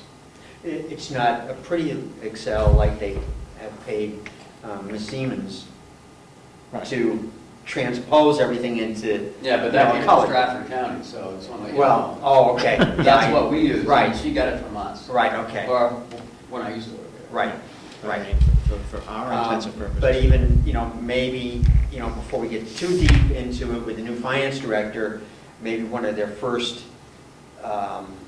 analyses is, do we want to continue using ACS, or should we look at a different financial system? Yeah, that's That's a lot of money, inexpensive, though. right? Yeah. Yes, right. Well, I think it would be worth the investment to save the time and the taxes and the labor and the Paper, training and the no paper. one even looks at it. Just, you know, year after year after year of stacks and stacks and stacks, with just reprints and make mistakes. Okay. Howard's numbers are Howard's numbers. They shouldn't be different when they go over there and they're given to us. It shouldn't be. I mean, it should be the same numbers. I don't understand why it's not. I know, you know. Okay, and- let me, and I understand let me ask a the frustration. procedural question. We're still on film here. Oh. Are we still in meeting, or we closed the meeting? Because I don't think it's fair, some people not knowing that we're still continuing, that we're on air. Let's make a motion for adjournment. I move to adjourn. Okay. Second? All those in favor? Aye. Okay.